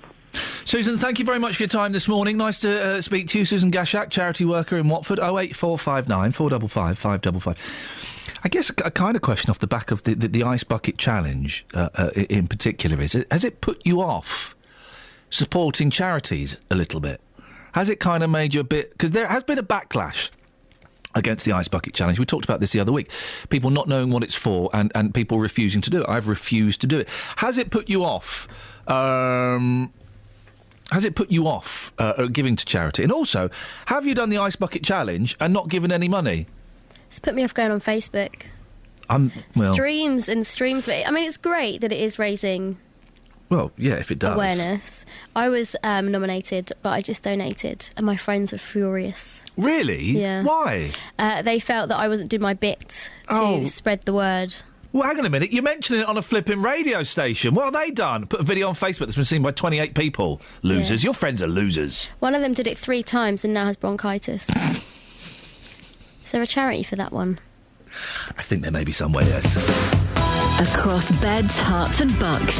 This is Iain Lee. BBC Three Counties Radio. Yeah. Oh, yeah, yeah, yeah, yeah, yeah,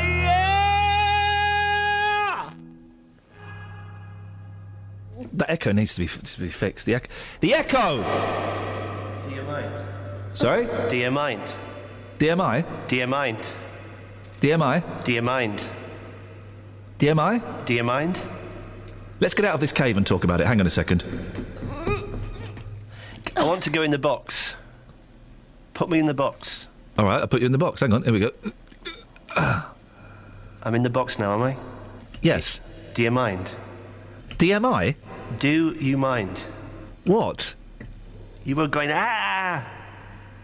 Come out of the box and talk to me. It's ridiculous you being in there. Right, I'm coming out of the box. You're out now. Stop shouting. Stop all right. Going, ah! In my ear. It's kind of my job is to shout. No, you don't have to shout. You're talking. All right, mate. You're talking to your audience. I know you've been in radio a long time. Yeah. But, you know, every now and again, it's always good to get some feedback. And how long have you been in radio format? Oh, several days.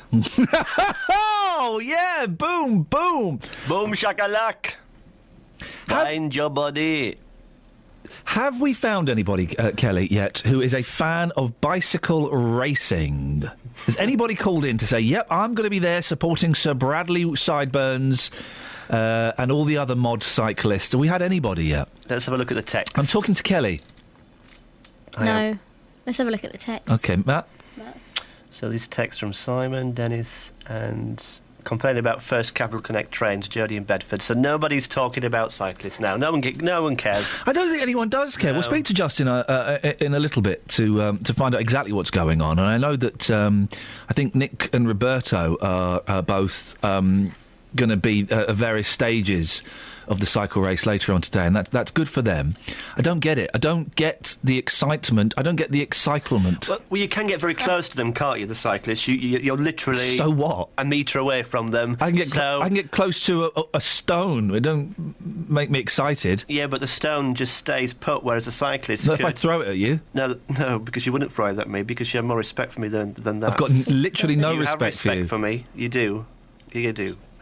This is weird. It's weird that Matt's threatening you but not looking at you. Yeah. I can't look at you. You can if you turn... Your face is hideous. OK. 08459 455 555 is the telephone number. Is there anybody out there? I mean, it's a big sporting event. The cycle race is coming... The cycle race, I don't even know what it's called. It's coming to Beds, Herts or indeed Bucks. Is anybody excited? 08459 455 555. Travel news for beds, cards and bugs. BBC Three Counties Radio.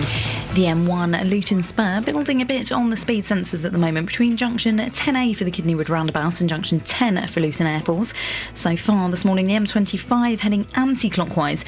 Rather heavy moving on the sensors between junction 21 at the M1 and junction 20 for Kings Langley. Also anti-clockwise, rather heavy between junction 17 at Maple Cross and junction 16 for the M40. In Bricketwood, very slow moving at the moment on the North Orbital Road, just at junction 21A for the M25.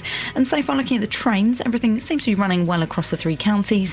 Nicola Richards, BBC Three Counties Radio. Across beds, hearts and bugs. This is BBC Three Counties Radio.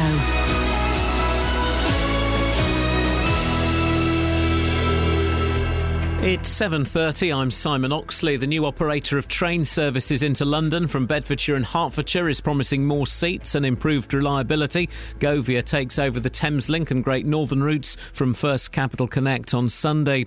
An investigation is underway in Milton Keynes after the body of a young man who went missing in the early hours of Monday morning was discovered in Furston Lake. 21-year-old Alex Todd Weller was last seen leaving Pink Punters nightclub in Fenny Stratford.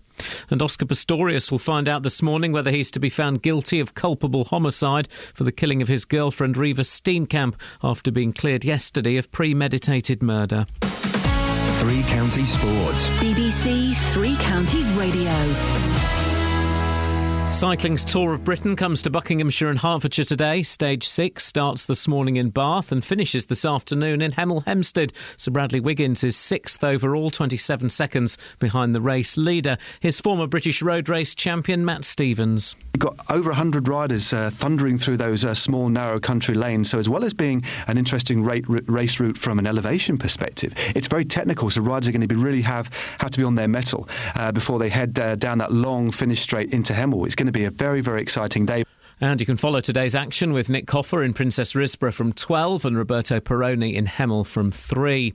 In tomorrow's football, Watford play their first match under new manager Oscar Garcia at Charlton. The first game with a new club always is amazing. It's a special. I would prefer to have played at home, but I will be happy to see 3,000 of our fans at the Charlton Stadium.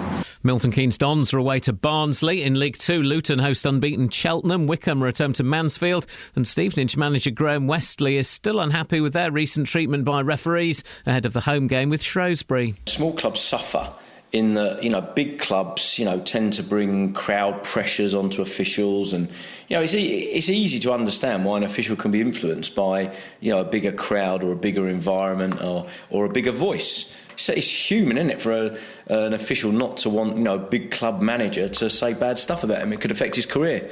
And tickets for next year's Rugby World Cup go on general sale today under a ballot system. Milton Keynes is hosting 3 matches next October, with France against Canada, Samoa against Japan and Fiji against a playoff winner. BBC Three Counties News and Sport. The next full bulletin is at 8. Call 08459 455 555. BBC Three Counties Radio. So, what are we talking about? The Ice Bucket Challenge. Be honest, right? Be honest. Have you done it and not given any money? You just do it for a laugh. Be honest. And has it put you off charities a little bit? Because it does seem quite obnoxious is not the right word. Aggressive. It is bullying, isn't it? We've discussed this before. I don't think there's any doubt about that. It is a form of bullying. And I think the kind of backlash, I think that we might start seeing kind of smaller stunts to raise money for charity. These big stunts, I think, have perhaps seen their day. Their time has passed. 08459 455 555 is the telephone number if you want to give us a call. I'll be honest, Catherine Boyle, producer, is not here today. We're a little bit rudderless, and I say that with respect to you, Kelly, but really we're kind of just floating in the sea here. Yeah, swimming nicely. Well, no. Yeah? I would say that we're drowning ever so slightly. Why? Well, OK, give us a phone in. What's gone wrong? 08459 455 555. She's brilliant. She's brilliant. I asked, I received. What's gone wrong? 08459 455 555. Just? That is brilliant, isn't it? That's a great one. Yeah, absolutely. Can you take that to the streets a bit later on? I think I might do, yeah, absolutely. What's gone wrong? Tell me now. Fair play. I knocked Kelly. Chance me a fine thing. No, I knocked Kelly. Chance me a fine thing. No, seriously. I knocked Kelly. Chance me a fine thing. No, I knocked Kelly. Chance! Anyway, I say things about Kelly, but actually that was brilliant. Gold. Absolute gold. But what has gone wrong? 08459 455 555. Welcome. It's been a lovely show so far. All right, Mum. Now, Justin. Cyclists. I mean, Simon was explaining this story in the news, and I kind of drifted off into a world where bicycles didn't exist. I don't get it. I don't get them as modes of transport particularly. Yeah. I certainly don't get it as a sporting event. Bit dull, isn't it? What's happening? The Tour of Britain. A lot of people very, very excited about this, Ian. And, of course, today, very much local. Sir Bradley Wiggins, the legend that is, apparently, he's going to be cycling through Princess Risborough, the home home of our big tour this week. Nick Coffer is going to be live from Princess Risborough, and it's then going to be ending Home up of the big tour. Home of the big tour, and it's then going to be ending up in Hemel Hempstead, my town, which is where Roberto Perrone will be broadcasting Not live home from of later. the big tour, but home of the big Justin Dealey. Yes, absolutely. I mean, well, when I was driving to work this morning, Ian, a number of the roads were closed off already, but I wanted to see just how excited people are about this. Is there going to be anybody listening who's going to be rushing out today to see Wiggo? So I went to Princess Risborough, home of the big tour, to see if people are excited about seeing Sir Bradley Wiggins today. It didn't go very well. Here's what happened. Yeah, very good. I shan't be watching it. Not interested in rubbish. Rubbish? Yeah, rubbish. Sir Bradley Wiggins, rubbish? Too much hype. I don't know who Bradley Wiggins is. He looks a bit like Paul Weller. He's got sideburns. Right. And he rides a bike. Oh, OK. That'd be nice. Yeah. You don't seem to be very enthusiastic No, about well- this. I mean, the world's talking about this. Well, they may be talking about it, but I haven't got a foggiest idea who he is, so... Hey, sir, from Ian Lee Show, spreading the love today. Bradley Wiggins, what do you think about him? No, not interested. Tell us how excited you are about seeing Sir Bradley Wiggins, madam. You're going to be coming out to wave at him, yeah? Yes, I am, definitely. Tell us why. Oh, because I like all that kind of thing. She likes to support. And I like to She likes support, to yeah. support. So Bradley Wiggins, oh, that's a very good idea. I think he's a cyclist, isn't he? He is a cyclist, yeah. Well, to be honest, I'm more of a cricket fan rather than a cyclist. Yeah, I knew fan, that was coming. I knew that was coming. So, I mean, if there was some cricketer, who was coming here, probably I would even skip work and, I would be here. But for Bradley, you can't be bothered. I'm not very keen on cycling. That's all. If Ian Botham was here, fully clothed, of course, if he was here, you would skip work. I didn't say I would skip work. That's what you said, sir. Well, it depends on the cricketer, but I would consider it, but not for Bradley Wiggins. Never heard of him. The cyclist with the sideburns and the tight lycra. Never heard of him. What's your message to people like Paul Scoynes, our political reporter, who thinks it's perfectly normal to go around wearing tight lycra, going around different town centres every weekend? Terrible. Look, I don't think they look nice. You can near enough see everything belong to them, especially when they sit here and they're having something to eat. Don't like it at all. No, not interested in cycling. Is it not good for Princess Risborough, though? Well, you're going to be here for about 2 minutes. Never heard of it. No, it's a person, Sir Bradley Wiggins. Yeah, he's all right. It's good. Yeah. Want your chips? Yeah, lovely. Hang on a minute. Chips? Hang on a minute. He's gone from never heard of him to, yeah, he's good. He's all right, yeah. I think he was more interested in his fish and chips. Now, one person who is excited by Bradley Wiggins, it's our political reporter, Paul Scoynes. Good morning, Paul. Morning, Ian. You heard the voice of Beds, Hearts and Bucks there. No one gives a stuff about him, mate. Well, it's not strictly true, is it? One person gave the stuff. And we all know Justin's mathematical formula for going and speaking to people on the street. So, yeah, it was unlikely that anyone was going to come out in favour of the bike race. But it is a growing sport in terms of popularity in the country. More people are watching it on television. And after the Olympics, of course, more people got on their bikes. So this will probably be quite a positive thing. And I can't believe you said it's not a viable form of transport. What a ridiculous thing to say. It's an absolutely absurd Let's address those things one at a time, and we'll tag team him if you want, Just. I'll go first. Yeah, no worries. You say... Yeah, that's balance. Well done. Good. It's boring, isn't it? Is that addressed to me? Yes. No, it's not boring. Tell me make me feel passionate about it. Cycling. Okay. Well, a bike race is 100 and sometimes up to 200 people crammed into a tiny bit of road who are then trying to get to one single point before the other. I know what a race is, Paul. I understand the concept of a race. Until you've actually seen them go past at 50 miles an hour. Oh, 50? Wow. I was doing that in my car this morning, maybe even a bit more.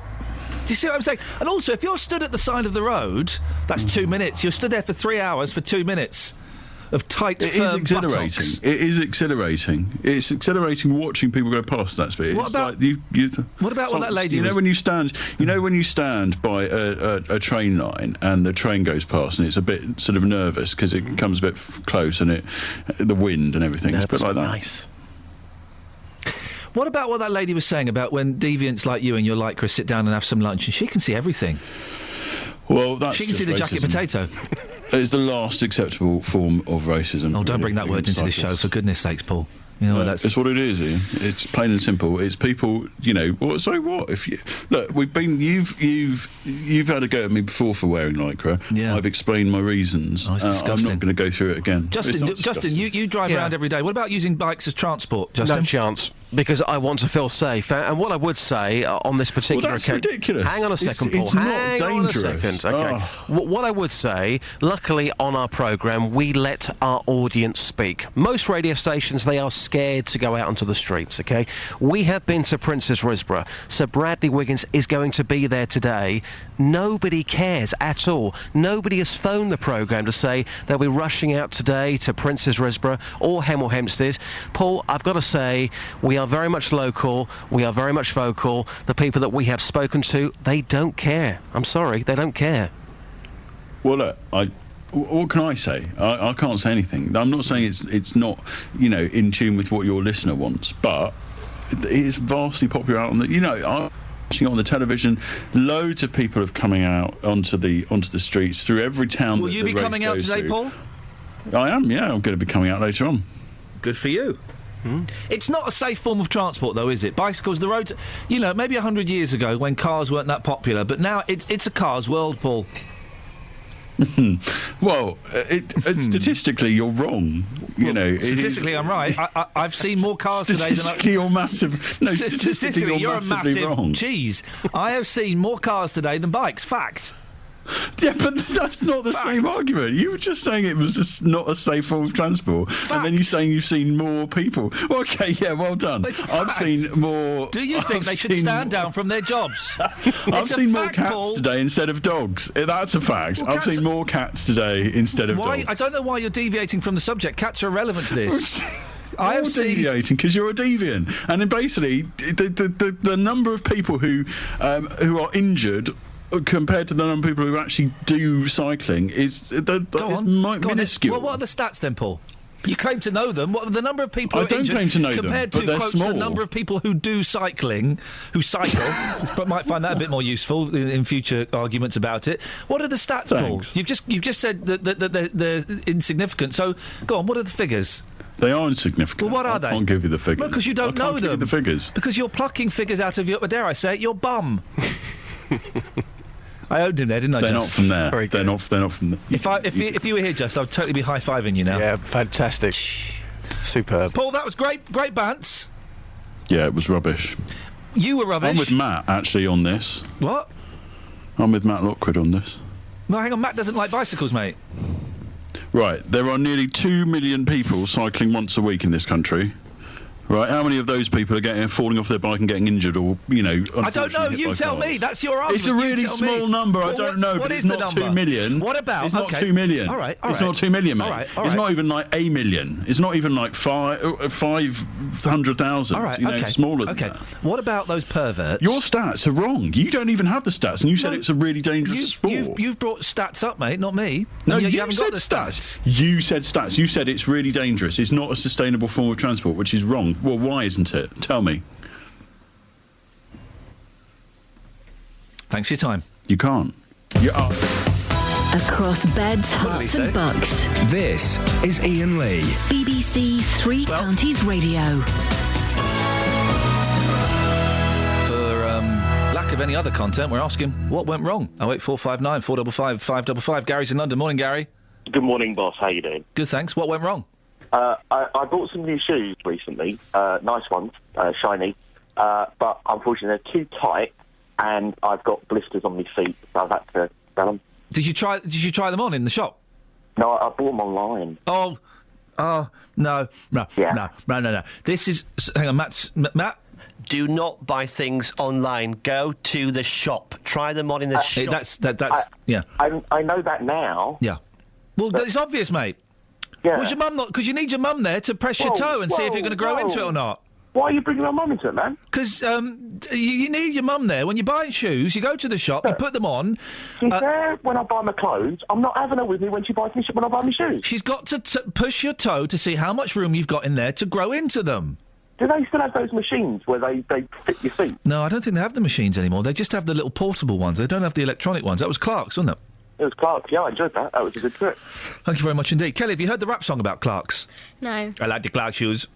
It was brilliant. See if you can find it. I can't remember what his name is.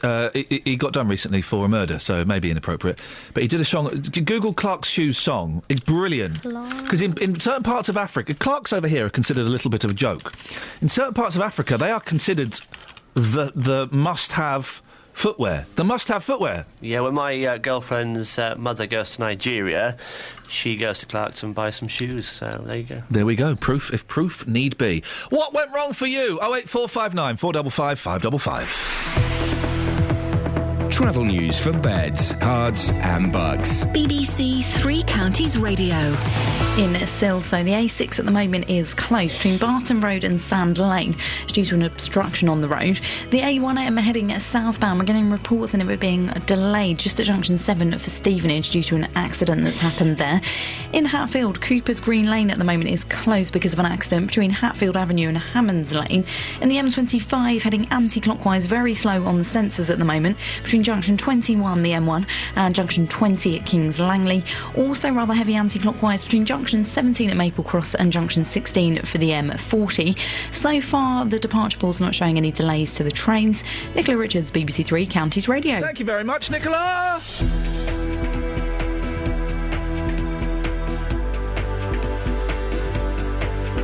Right, 7:46. It is Friday, the 12th of September. I'm Iain Lee. These are your headlines on BBC Three Counties Radio. The new operator of train services into London from Bedfordshire and Hertfordshire is promising more seats and improved reliability. Govia takes over the Thameslink and Great Northern routes from First Capital Connect on Sunday. An investigation is underway in Milton Keynes after the body of a young man who went missing on Monday was discovered in Thurston Lake. And cycling's Tour of Britain comes to this region today with Stage 6 finishing this afternoon in Hemel Hempstead. Right, let's get the weather. Here's Georgina. Beds, Herts and Bucks weather. BBC Three Counties Radio. Hello there. Well, we've got some mist and fog patches around first thing this morning. That could be a little slow to clear. We're going to have varying amounts of cloud anyway through the day, but hopefully some sunny spells too, and it should stay largely dry. So with temperatures reaching 21 degrees Celsius, a fairly decent day. And we have clear skies to start off the night, but it clouds over and we'll probably have some more of those fog patches developing with lows of 12 degrees. So tomorrow, a bit of a misty, foggy, cloudy start to the day. Again, those sunny spells coming by the afternoon, and we should have highs of 20 degrees Celsius. Now, Saturday night, a bit of a breeze picks up. So Sunday's looking bright and breezy, and that breeze could be a little chilly as well. And it looks like we could have some light rain or drizzle to look forward to the beginning of next week. It's certainly going to be becoming unsettled next week. And that's your latest forecast. Imagine cycling 127.9 miles. Now imagine cycling that without a break. Today, the Tour of Britain comes to the Three Counties, and we'll be with it every step of the way. From midday, I'll be live from Princess Risborough as it passes through. And from 3, I'll be at Hemel as the riders cross the finish line after a gruelling day. The Tour of Britain from midday. Here on BBC Three Counties Radio. As it passes through, be careful, Nick. 08459 455 555. Can someone... Best of luck to those gentlemen. I'm sure they'll have a wonderful time. I don't get cycling either as a sport or as a mode of transport. Have you ever been on a bike, Kels? Yeah. I can't imagine you riding a bike. I once had a bike where it had no brakes at the front. You had to pedal backwards for it to stop. Wow. Yeah, it's fun. How old were you? About 9. OK. Now, Sandy residents attending a public meeting last night were set to challenge proposals by the town council to remove ornaments from their relatives' graves at the local cemetery. You remember this story? The town council put little notes on graves and headstones asking for the trinkets, and I think they used the word knickknacks, to be removed. Well, yesterday we spoke to Trixie Smith, the Sandy resident. There's several members of her family buried at the town cemetery. Trixie, you went to the meeting last night. Did you get a chance to speak? Yeah, everyone that was there got a chance to speak. How many people were there? It was packed. There was a lot of people there. And what did you say, Trixie? Because you weren't quite sure yesterday what you were going to say, were you? Well, we've Basically, it all boils down to, like, if anything is on the headstone, it should be left alone. And not only that, the strimmer which is used in the cemetery without a guard is not the right equipment to be used around headstones. Now, a lot of people complaining about chips in the headstones caused by the strimmer. And, everyone got to say what they had to say. No decision has been made yet. Oh. So there's going to be a meeting on the 22nd at the council where they say they may make a decision then. What? I don't understand why they couldn't make a decision last night. Did anybody speak out in favour of the council's initial plan? No. Nobody. So why couldn't they make a decision last night, one way or the other? Oh, I don't know. This is the way they go. Okay, so you have to wait weeks and weeks to decide what they're going to do. The thing is, this is one of the problems I have with local councils and things like that, because you don't have to. Someone last night could have heard all of your arguments and either said, "Do you know what? I'm really sorry, we got this wrong. Okay, we can compromise on this," or they could have had the guts to say, "No, we've heard your arguments, but we disagree. Everything has to be." Someone could have made a decision last night, and it's so annoying that they're postponing it even more. Yeah, and people are just getting more angry and more upset. What was the mood in the meeting last night? Actually, people were really good. They, kept their emotions in check mostly. Always keep your emotions in check. Yeah. Yeah. It could have got a bit heated and out of hand, but I think everyone was there for the sole purpose of getting themselves heard. And which members of the council were there? The mayor was in the front with an independent lady that was a mayor from Shefford. Right. There was a lady taking the meeting. The councillors were behind us, I think, somewhere.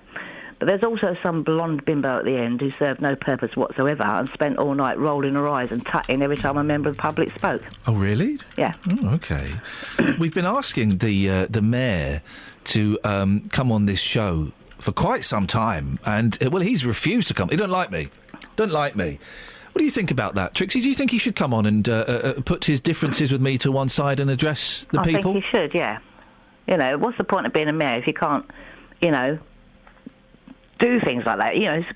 It's to express to the people, really. Why shouldn't he... He's supposed to be a voice of the people in Sandy. That's what he's there for. If he can't do his job, then he shouldn't be there in the first place.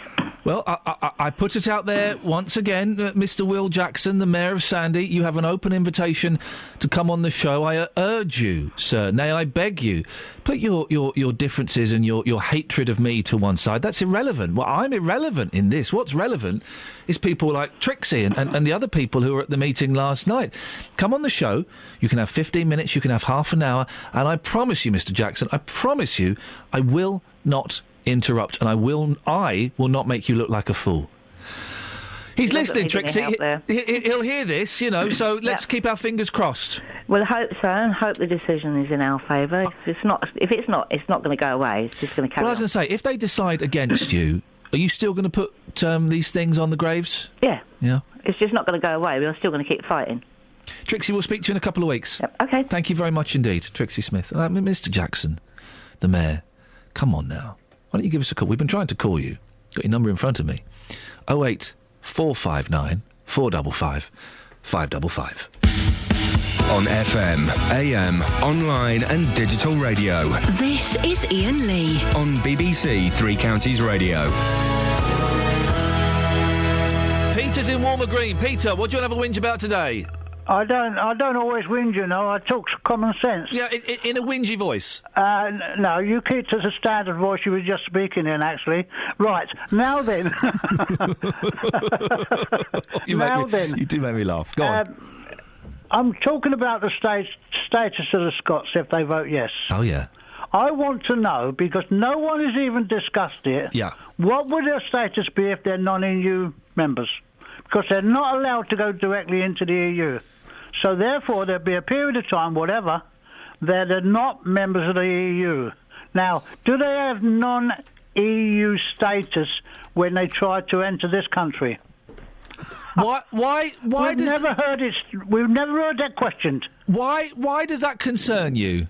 Well, I want to put all the facts in front of the people, and there's obviously not very, very many facts going around between all the politicians. Do you not think that maybe the Scotch will have looked at the facts Do you think this is an intellectual or an emotional vote? You can't look at facts if you're uninformed. Sorry? You can't look at facts if you're uninformed. OK. Let's have a little look. Hang on a second. Right, so I've got some facts up here. Would they... Hang on, I'm sure there's a question here. Would they have to leave Europe? Let me just find this. No, they definitely do. I know that for sure. They've been informed that they won't be automatically members of the EU. I know that for sure. Would Scotland be in the EU? This is from the Guardian on the 9th of September. Yes, almost. Would Scotland be in the EU? Yes, almost certainly. So that's completely contradicted what you've just said, Peter. They're not in there automatically. It will not be as easy or as quick as Scotland's First Minister Alex Salmond says. Right. But yeah, they'd be in it. Yeah, but you're saying it's not as easy as Mr. Salmond says, or as quickly. Now, that means there's a period of time when they're non-EU. 18 months. Right. Now, would they have Maybe a bit longer than 18 months, actually, it says here, Would they have non-EU status when they try to enter England? Yeah, probably, but it's a legal technicality. Well, I'm Are you saying we shouldn't let the Scotch into England? No, what I'm saying is people are not being fully informed what they're voting for. Peter, say hello to Martin. Martin, you've got a point. Go on. Good morning, everybody. This is one for the question for the the listeners on a Friday. The Union Jack flag. What happens to that? Because obviously it's St George, Northern Ireland, and the blues obviously Scottish. So do we get a new flag as well? Well, that's just as interesting, really. I think that's more interesting, Peter. That's a great question. No. Yes. Listen, what Sorry, you were Martin. talking about just now with the mayor. Yeah. You talk in different tones to different people. Yes, I do. Don't we all do that, don't we, Peter? That's because you've grown up in a situation where there's a bit of bias going on. Peter, are you saying I don't give you the respect you deserve? No, I'm not saying that. I find it quite good talking. I know you do. I know, because we have a little spar. Yes, we have a little verbal sparring, and I think it's good. Peter, listen, I'm going to let you go because I'm getting on my nerves. Martin, it's a good question. I raised this last week. I don't know. I guess we have to take the blue out of it. It'll be the red and the white. Oh, hang on a second. Matt's given me a thing. Matt, what's this you've just handed to me? Well, it's how the Union Jack could look in the future. So they get rid of the blue and replace it with black, apparently. That's one possible idea. Steve's going to call back. When the athletes of Team GB... why would... They could be gazing up at a sea of red, white, black on their flags. Why black? Where does the black come from? That's a good question, actually. I've got no idea. Why would it be black? Why would it be black, Matt? You've given me this story. Why? I'll give it back. I'll have a look. You carry on talking. Martin, we'll have a look into it. Thank you very much indeed. It's a question that we raised last week. They'd just take the blue out, wouldn't they? We could keep the blue. We've got yellow as well in this flag. Why yellow? Oh, for goodness sakes. Well done for coming in with an ill-conceived idea. Who'd have thought that? 08459 455 555. It is a question we posed last week. We can pose it again. What would happen to the Union flag when Scotland leave the... They won't, by the way. I'll put money on it. They won't. They won't, Kells. We'll keep the Scotch. Don't you worry. Scotch eggs. Ooh, I've not had a Scotch egg for 36 years. Why? That's a lie. Yeah, I was going to say. 26 years. Why? Vegetarian. You're not anymore. Exactly. We go nuts. Good point. Thanks very much. 0845. Have you found out? Let's have a look. So Wales is currently not represented on the Union flag. The Welsh flag is a red dragon on a white and green background, but the yellow flag is a cross on a black field. This doesn't make any sense, does it, really? No. Just, forget that. Just forget it. Travel news for beds, cards and bugs. BBC Three Counties Radio. In Silsoe, the A6 at the moment is closed between Barton Road and Sand Lane. That's following an obstruction in the road at the moment. The A1M heading southbound. We're getting reports in there being an accident just at junction 7 for Stevenage, so we'll keep an eye on that. In Hatfield, Cooper's Green Lane at the moment is closed between Hatfield Avenue and Hammonds Lane, and that's following an accident that's happened there as well. The M25 heading anti anti-clockwise on the sensors, looking rather heavy moving between junction 17 at Maple Cross and junction 16 for the M40. And in Boreham with the Barnet bypass looking heavy on camera between Stirling Corner and Mill Hill Circus. So far, everything's running well on the trains. No reported problems or delays. Nicola Richards, BBC Three Counties Radio. Thank you, Nicola. It's a strange show this morning, but we're getting there. What would happen to the Union flag if Scotland leave? They won't. Can anyone explain the sport, in inverted commas, of cycling? And what went wrong? Local and vocal across beds, hearts and bucks. This is BBC Three Counties Radio.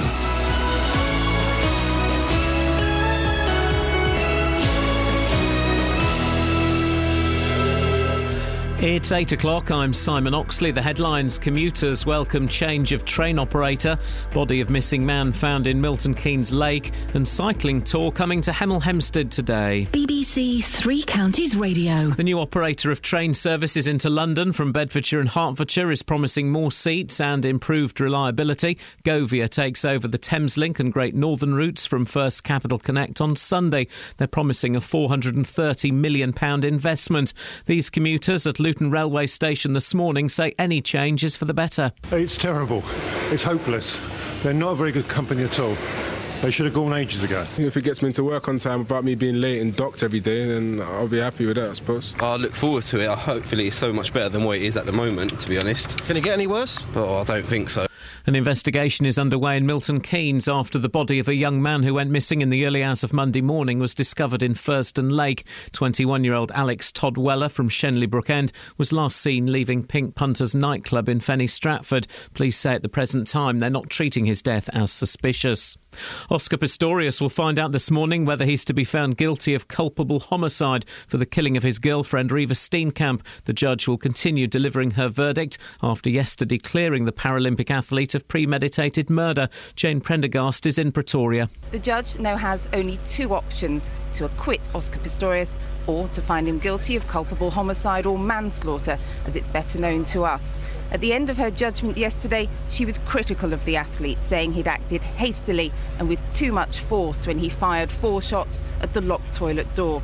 She said his conduct was negligent. If he's found guilty, Oscar Pistorius could face up to 15 years in jail.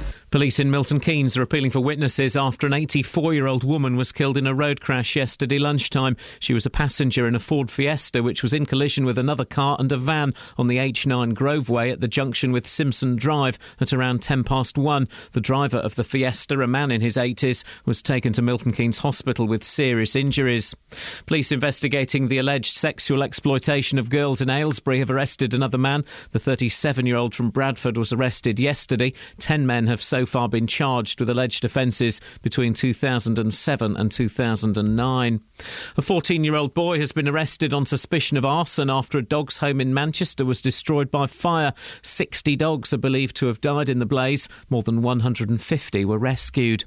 In sport, cycling's Tour of Britain comes to Buckinghamshire and Hertfordshire today. Stage 6 finishes this afternoon in Hemel Hempstead. It starts this morning in Bath. Dacorum Borough Council has budgeted £40,000 to host the finish, but there are warnings of traffic delays. More from Carol Abercrombie.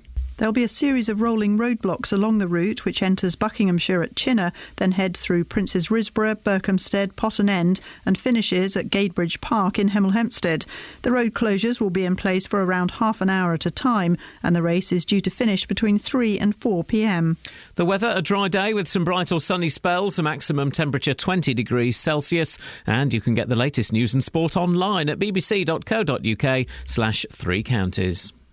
BBC Three Counties Radio's big tour of beds, hearts and bucks. You get smiles along the high street. Risborough people on the whole are very friendly. Exploring where you live. From where I live, you can look out and there's just green fields all the way down the bottom. All this week, we're discovering Princes Risborough. It's got a great sense of community and the spirit here is fantastic. The big tour of beds, hearts and bucks. BBC Three Counties Radio.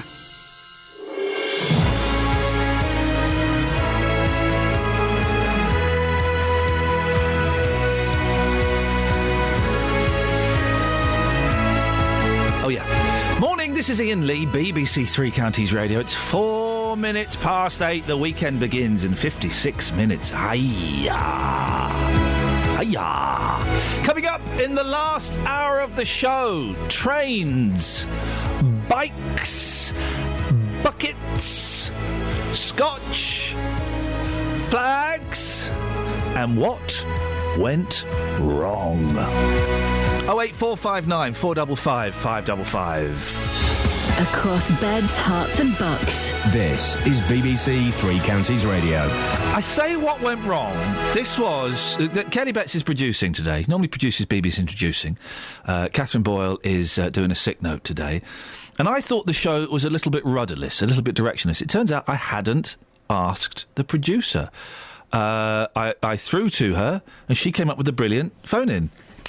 I caught it. Yeah? What's gone wrong? 08459 455 555. And it really is as open-ended as that, isn't it? Yep. What's gone wrong for you, Ian? Many, many things. My life, my career. Cool. 08459 455 555. I'm hoping that their calls will be a little bit lighter than Well, we heard from that chap whose shoes were too tight. Never buy shoes online. The only shirts I buy online are from Marks and Spencer's, when the extra long sleeves, because I know they will fit. I know exactly what size will fit. I wouldn't buy from ASOS. Other shops are available. Yeah, but I wouldn't buy clothes directly from there. I know what shop. That's a girls' shop. That's why. I bought some shoes from there because I know what size shoes are going to fit me. But I wouldn't buy random clothes from Tinternet because you need to try them on. What's gone wrong? 08459 455 555. Matt, what's gone wrong? Nothing has gone wrong. Whatever? Ever in my life. Look at you. It's all been absolutely perfect. But look at you. That's not true. Yeah. It looks like a lot's gone wrong for There's him. nothing wrong with the way I look. I mean, which end do you want to start? I've got women lining up, literally, outside this door. Yeah, with legal cases. All wanted a bit of me. There's a horrible image. Hey, guys, who's ready for a little bit of train news? Oh, come on, train news. Yeah.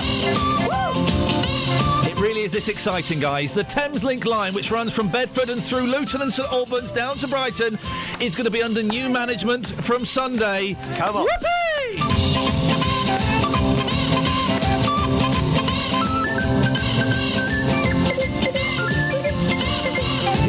They are doing some... guys, you can rest now. They're doing some crazy silent dancing in there. Govia has won the contract to run the service for the next 7 years, taking over from First Capital Connect. We can speak now to Philip Haig, who's a freelance railway journalist. Good morning, Philip. Hello. A new train operator for the Thameslink line. It's not a very popular line, is it? No, commuter lines never are popular, I think, simply because they take people to work every day, and not everyone really wants to go to work. But for this new operator, who they aren't actually a new operator, they used to run it back before First took over a few years ago, so they should know the railway, they should know what needs to be done to improve it. I mean, this one has got a lot of hatred. There are Facebook groups, there are Twitter groups against it. What have been the major gripes with this line, Philip? It's chiefly punctuality, the whether the trains turn up on time or turn up late, and also the state of the trains that are getting older and older and are not in as good a condition as a brand new train might be straight out of the box. What do we know about Govia, and what are they hoping to achieve? Well, they have quite a challenge on their hands. They're comprised. They're a joint venture of Go Ahead, who are quite well known as a bus operator, and a subsidiary of French State Railways, SNCF, from over the other side of the Channel. They have to run Thameslink. They have to then add the existing Southern franchise and Gatwick Express franchise into the mix, stir a few services in from Kent into the big pot as well, and crucially they need to deliver a new fleet of trains for Thameslink and a whole load of new infrastructure to make the railway capable of running more and more trains into London every day. So a really big challenge, not only on the trains but timetabling and of course all this new infrastructure. Sounds great. It's going to cost us money, isn't it? The commuters are going to end up paying for this. It has been costing us money for quite a while. The massive Thameslink upgrade programme has been going on for a few years now. Finishes in 2018, and they're spending billions of pounds improving the railway.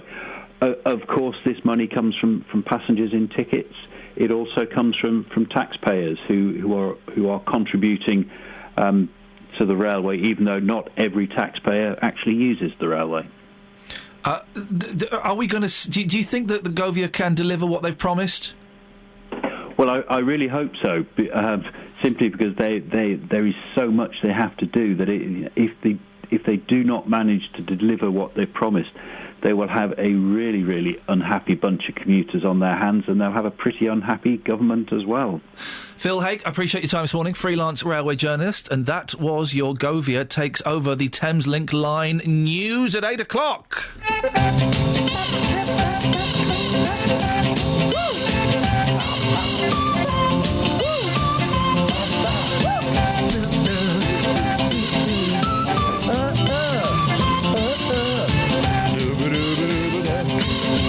Excellent energetic dancing, Matt. Maybe you should have made some noise. Wait a minute. I feel sick again. I got stuck on the chair again. I was whizzing around. I couldn't get off. It was a waste, because no one could hear it. I know. It's radio, isn't it? It's all about the ears. It's the theatre of the mind. Theatre of the mind. The mind. The mind. The mind. The mind. The mind. The mind. The mind. How low can you go? That's better. Right. Bicycle race. Yeah. Yes? Smooth link. Thanks very much indeed. The bicycle race is happening today. We can speak to... Are you a Ms, a Miss or a Mrs Berryman? I'm a Miss Berryman. Miss Berryman, I'm calling you that because you are a teacher. Thank you. You're very welcome, Miss Berryman. What do you teach children? I'm actually a teaching assistant for special needs department at Ashton School. OK, that's fantastic. And what age children do you teach? It's secondary school, so 11 to 18. Oh, you see, I looked at becoming a teacher a few years ago, very recently. And I went and spent a day at a school, and I got talking to a headmaster. But at primary school, because teenagers are they're horrible, aren't they? Teenagers? So much easier than primary. Do you think? Yeah. Primary is very monotonous. I remember what I was like as a teen. I was horrible as a teenager, and so were all of my friends, and we were merciless. Yeah, they can be challenging at times. Very diplomatically put, Ms. Berryman. Now, what's this about your bunking off of school for this blooming cycle race? We are bunking. Yeah, we get a half day today. Oh, mate. Because I know, but so many of the kids are so excited. I mean, to be honest, I don't care. But I get a half day. But I thought I'd call up on behalf of the students because they're so excited. But are they excited because they're going to see, some people riding past them for 20 seconds, or because they get a half day? I think, they didn't know they were getting a half day until the beginning of this week, and they were excited about this last week. Okay, and they were planning to meet up, straight after school, share lifts to Hemel Hempstead and try and catch it. That's kind of cool. So what is it about? Have you asked them why they're excited? What it is that's kind of doing it for them? What are we missing, Miss Berryman? I think what it is, it's a slight generation thing, was that they were very young when the last Olympics was on, and that was just kind of ingrained in them throughout the whole school. It's such a big deal. Yeah. So cycling for them is actually a huge sport, whereas maybe for us it's not so much of a big thing. It is a bit silly, isn't it? Really? Well, no comment. Wow, you're so diplomatic. It's wonderful. So what? So you'll be in school this morning. Yeah. Will any work get done this morning, or is it basically the whole day is a DOS now? No, the headmaster's quite strict, so work will be done. Good. Right up until the bell at 12:30, Excellent. and then they can go. Miss Berryman, nice to talk to you. I appreciate you getting in touch with us this morning. Thank you very much indeed. Schools are bunking off to go and see grumpy Bilbo Wiggins. I'd have loved that at school. Well, I would have loved it as well, because I would have been off and would have been down the local boozer. We'd have sunk a few... Do you remember that? There was school... in my day, the... 1940s. the late 80s, early 90s, there were pubs that would serve you in a school uniform. Really? That's insane. Wow. Yeah, you get served in a school uniform. Well, they just would have thought that you were 6... Oh, no, you have to be 18. Yeah, exactly. I mean, I was tall, but I was wearing a school uniform, the Printer's Devil in Slough, that's no longer there. But the moment I passed my driving test, 3 of my friends had bunked off school that morning. They burst out from behind a car. Then we went to the Printer's Devil and had a few beers, then went to school. Wow. I love pub names. Printer's Devil? Yes. That is a great pub name. Good pub names. 08459. The Cock. 455 555. The Cock. That's a good pub name as well. The Coach and Horses. They've all got the King and I, the Sound of Music, the Petula Clock. They've all got kind of references to they're all historical references, aren't they? Do you remember there was a fashion about 10 years ago for the Frog and Newt, the Bucket and Hardcastle, the Shakademus and Plies, to have like kind of funny names, weren't there? Kelly, you're being very quiet like here. The Newt and Cucumber. Exactly, those kind of guys. But my favourite British pub name of all time, shall I tell you? Go on then. The Wetherspoons. Marvellous. Travel news for beds, cards and bugs. BBC Three Counties Radio. In Silto, the A6 at the moment is closed between Barton Road and Sand Lane due to an obstruction in the road. The A1M heading southbound, we're getting reports in of an accident around junction 7 for Stevenage. And in Hatfield, Cooper's Green Lane at the moment is closed between Hatfield Avenue and Hammonds Lane, so I do expect delays in the area. The A414 looking busy around the Park Street roundabout at the moment, and the M25 heading anti-clockwise, rather slow moving between junction 17 at Maple Cross and junction 16 for the M40. So far on the trains, everything's running well. Nicola Richards, BBC Three Counties Radio. Thank you very much. Right, it's 8:16. It is Friday, the 12th of September. I'm Iain Lee, and these are your headlines. The new operator of train services into London from Bedfordshire and Hertfordshire is promising more seats and improved reliability. Govia takes over the Thameslink and Great Northern routes from First Capital Connect on Sunday. Oscar Pistorius will discover this morning whether he's to be found guilty of the manslaughter of his girlfriend Riva Steenkamp. The judge will continue delivering her verdicts in the High Court in Pretoria. And Cycling Story Britain comes to the region today with Stage 6 finishing this afternoon in Hemel Hempstead. BBC Three Counties Radio.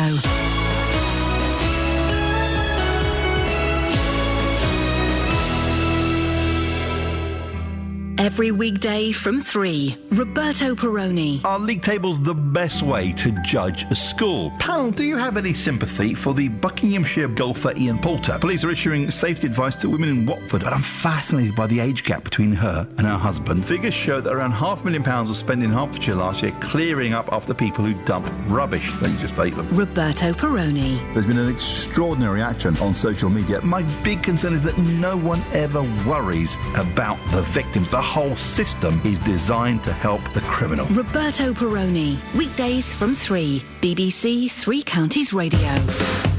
Across beds, hearts and bucks. This is Iain Lee. BBC Three Counties Radio. You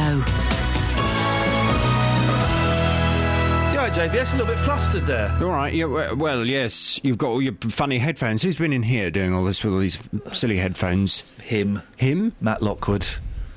Well, I don't know what this is. I don't know what I'm talking into. Who's working on your show today? Who have I got today? I've got Tim, yeah. I've got Danny, and I've got Sarah. Could I not have one of them and you have Lockwood? No. The last 40 minutes of the show, you take Lockwood and I'll have Tim, Danny or Sarah. No. And then they can go at 9. No. Please. No. Mate, you don't know what it's like. I do. It's like he's won a competition to be... You can work with a producer and a presenter on a BBC radio show for a day. Mm. Yes! He did work on my show once. And how did that go? How did it go, Matt? I'm listening now. You answer it. How do you think it went? This is your appraisal. How do you think it went? I think it went all right. I contributed. Really? Do you remember quite that? a lot. Okay. Did we get on well, Matt? Well, we have a funny relationship, me and you, don't we? Really? Yeah. Yeah. Did we get on well? I'd say fairly well. No. Yeah. Yeah. What's your delusional as well. Yeah, it's a shame. I've turned his microphone off. He's annoying. Now, what's on your show today? Coming up on this morning's Big Phone In, we're talking about this man all over the front pages of today's papers, Oscar Pistorius. Oscar Pistorius. I'm going to be asking. This is one of those questions that it almost feels like we're being naughty asking this question, because you could never ask it about someone in this country. It's a foreign country. We can say what we want. Are you surprised Oscar Pistorius is not guilty of murder? Oh, look at you. There was a sharp intake of breath in court yesterday as the judge in the Oscar Pistorius case declared him not guilty of murder. Whilst he admits shooting through the bathroom door, Judge Masipa said the state failed to prove he intended to kill his girlfriend. Today we'll learn whether or not the high-profile sprinter will be declared guilty of what we call manslaughter in this country. When making this decision, the judge will consider the impact of his disability and his mental state when it comes to an assessment of whether or not he acted as a reasonable person. From 9 this morning, I'd like your views on this. Are you surprised Oscar Pistorius is not guilty of murder? I guess what all of this centres around, and what his defence has been throughout all of this, is that he heard a noise in the middle of the night. Yeah. He thought it was a burglar. Yeah. Ran to the bathroom and shot his gun through the bathroom door. Yeah. There are some people that say, it's a very odd thing to do. Surely you would just kind of at least glance in the bed to see if your girlfriend was in the bed, or whether it might have been her in the bathroom. Yeah. However, I've got a friend who said, do you know what? I can absolutely understand why he did that, because she said that her husband also, she got up to go to the loo in the middle of the night. Her husband woke up and heard this noise, and because he was a bit dazed and a little bit disorientated, he thought it was a burglar. Yeah. And apparently he burst through he's got a baseball bat that he keeps in the bedroom, and he burst through the bathroom door with his baseball bat. And she said, what are you doing? And he said, oh my God, it's you. I thought it was a burglar in the bathroom. And she said, I can totally understand why he might have done this, because my husband, he was going to baseball bat me because he thought I was a burglar. I was just having a wee in the middle of the night. Yeah. So from 9 this morning, I'd like your views on this. Are you surprised Oscar Pistorius is not guilty of murder?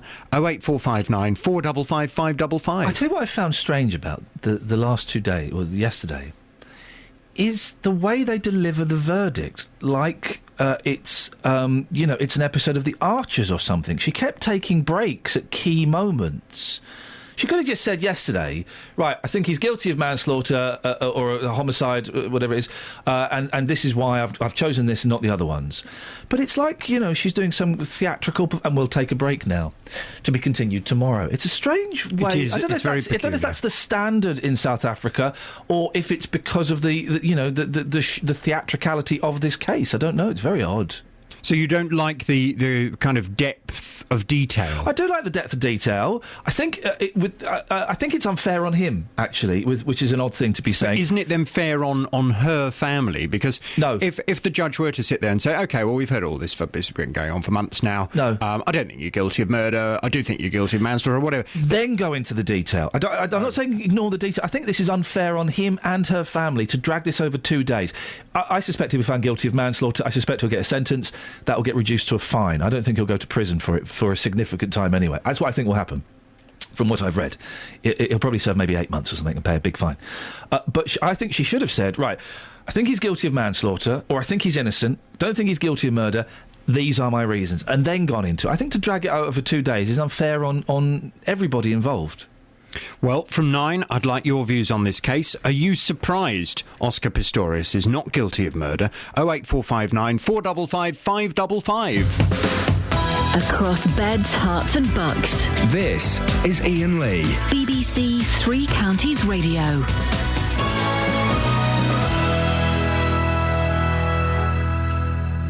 Richard, stay there. I'll come to you shortly. I want to talk about the Ice Bucket Challenge. First of all, you know my thoughts on the Ice Bucket Challenge. I think it's borderline bullying. And there are stats out which show that 1 in 6 Brits have done it. 1 in 10 has given money to relevant charities. And we know from people that we've spoken to and Justin has spoken to, lots of people don't know what the charity is they're supposed to be supporting. Well, we can speak now to Willard Foxton, technology journalist at the Daily Telegraph. Willard, thanks very much for joining us. You've written about the Ice Bucket Challenge. What are your thoughts on it? Well, I think it's, while you can never really fault people for donating to charity, that's part of the problem. This is an incredibly open-ended, difficult, wet T-shirt contest for middle-class people who want to show off how great they are. It's rubbish. I have said this before, and I hesitated when I first said it, but lots of people came out in support. I do think it's borderline bullying. Right, I nominate Steve, Richard and Willard now. Your turn, guys. I think, and there's, for a while, not so much now, if you didn't do it, you were kind of frowned upon, weren't you? Yeah, definitely. I think it's obvious that this was something that just came up organically through social media, because if you had proposed it to a charity as a fundraising idea, they would have turned it down as unethical, because it's open-ended is the real problem. So there's no end to it. There's only one day of Race for Life. There's only one day of comic relief, right? This has been going on for months. But on top of that, the other huge problem with it is the fact that, you're right, it's really coercive, it's really bullying, and it's not the fact that, if you say no to pouring water over yourself, you have to pay 10 times as much. Now, obviously, you and I can turn around and go, no thanks. But, imagine what this feels like if you're 14, if you're 15. And, that social pressure on social media is an enormous motivator of young people. This feels like to me, it feels like a follow-on to the no makeup selfie, which again, I know lots of women kind of felt bullied into doing and felt unhappy about. Do you think that these viral charity challenges, they've peaked? Well, I don't think so, ultimately. Every person I speak to in the charity fundraising world just sort of shrugs and says, well, that's the way fundraising is going to go, and whoever comes up with the best viral is going to get the money. And ultimately, you've got to remember, charities all look, they try to pretend that they're fluffy and it's old women knitting. But really, it's a bunch of spivs sitting in a call centre office. And it's a brutal, knife-fighting business. They're desperate to get your money. Yes, it's for a good cause, but these people will go to any length to separate you from your cat. I've just got an image of a load of spivs with roll-ups sitting in a knot. Right, how do we get some more money this time? You've spoken to an economist about this, haven't you, Willard? What are the financial implications for a charity which sets something like this in motion? Well, the economist I spoke to was a professor at Stanford University, and what he said to me was twofold. First of all, the behavioural economics around charitable giving are lots of small donations are really bad, because the reason why we give to charity is we get a sort of a halo effect. We feel good about ourselves. And the more visible that donation is, then the less likely we are to give again, because the halo effect is bigger. So the problem with things like this Ice Bucket Challenge is it makes you less likely to donate to other things. That's what the economics says. And the other thing he pointed out was, this relates to the US version, which goes to the ALS Foundation, which is a spectacularly inefficient charity. And he pointed out that, essentially if you donated $1 to an African anti-parasite charity and burned the other $99 in a bucket for the Ice Bucket Challenge, you would actually do more good with your $1 donated to sort of an anti-malaria charity than you would with the Ice Bucket Challenge. It's fair to say he was not a fan. And finally, Willard, as a technology correspondent, I'm sure you'll agree on this, the one thing that I've learnt is people still don't know to turn their cameras sideways when they're filming something. Why are you filming it in portrait? Willard, nice to talk to you. Thank you very much indeed. That's Willard Foxton, who's a technology journalist. If you're going to film something on your phone, just turn your camera on your side so it looks like a television or a cinema screen. It's a very, very simple thing. You know what I'm talking about, don't you, Richard? Richard? Where's Richard? Sorry, I got rid of him. Why? By accident. I didn't mean to do that. You did it deliberately? I didn't know. Why did you do that? Well, the travel's there, so go to the travel. It's early, mate. No, it's early. Then if I go to travel now, we'll be a minute early for news. It's all worked out. Is it really? Yes, mate. Kelly. Right. What's he done? He's got rid of Richard. I've got rid of Richard. It's only Richard and Winslow. His point was going to be rubbish, let's be honest, but... Richard, can you just ring us back? Why don't you just ring him? Go on. I should... That's no way to speak to the producer. I should fix your mistake, should I? Oh, I like it, Kelly. It was going so well. What went wrong? Nothing went wrong until now. Well, let's have a little recap, shall we, dear listener? 08459 455 555. What's gone wrong this show? Giving money to charities and the Ice Bucket Challenge. And is anybody excited by the thought of a bicycle race coming to Beds, Hearts or Bucks? What was that, Kels? Fader 1. Richard? Hello! I'll have to come to you after the Traveller News now. Travel news for beds, cards and bugs. BBC Three Counties Radio. In Silsoe, the A6 still closed at the moment between Barton Road and Sand Lane. There's an obstruction in the road there at the moment. And the A602 heading southbound, looking rather heavy moving between the A1M at Junction 8 for Stevenage and Junction 7. Having a look in Park Street, the A414 rather heavy moving at the moment around the Park Street roundabout. And in Bricket Wood, it's queuing at the moment on the North Orbital Road, just at the M21A for the M25. And the Barnet Bypass rather heavy heading southbound between Stirling Corner and Mill Hill Circus. No reported problems or delays to the trains. Nicola Richards, BBC Three Counties Radio. Across beds, hearts and bugs. This is BBC Three Counties Radio.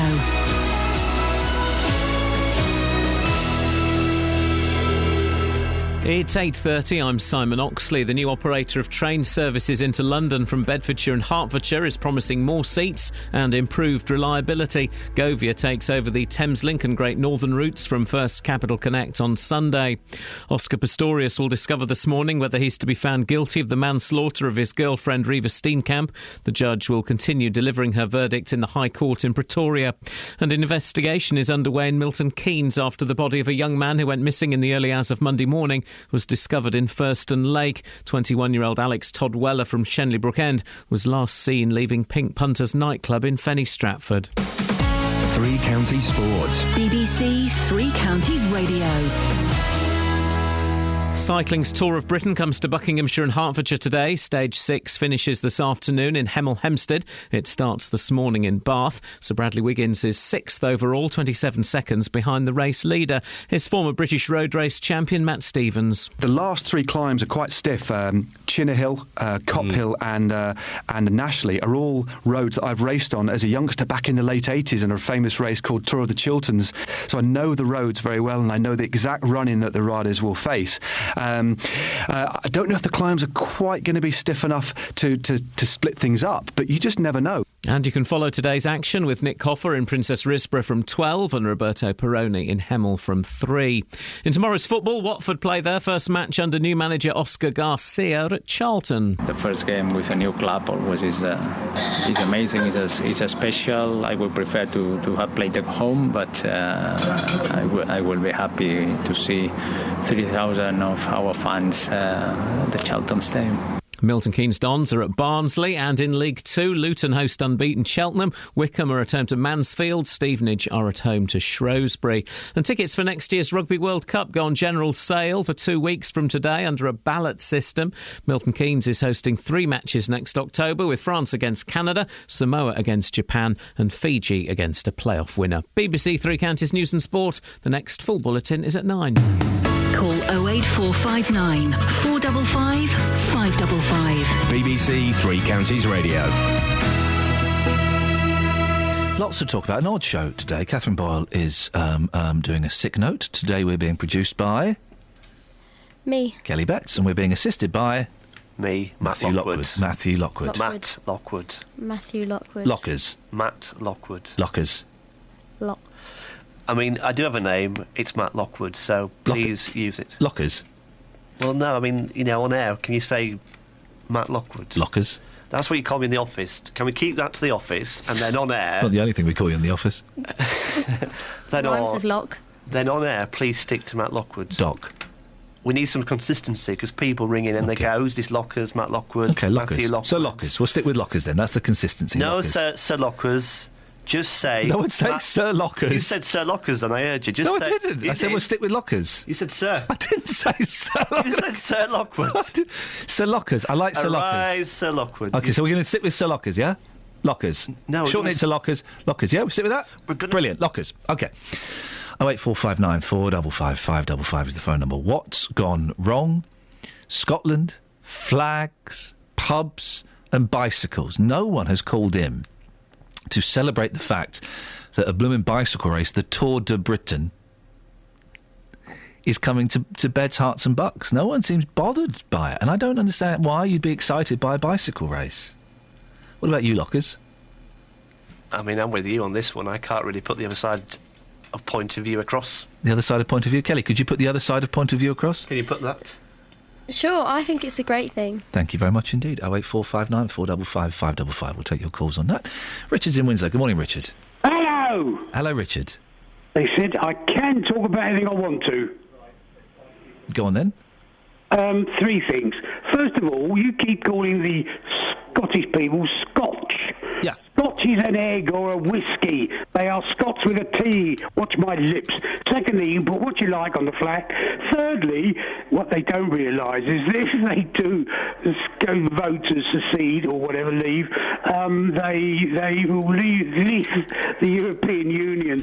And if they reapply to join, they'll have to take the euro. But I think the no vote will have it, my dear. Right. Well, OK, the no vote will win. Scotland won't be independent, but... That. Sorry?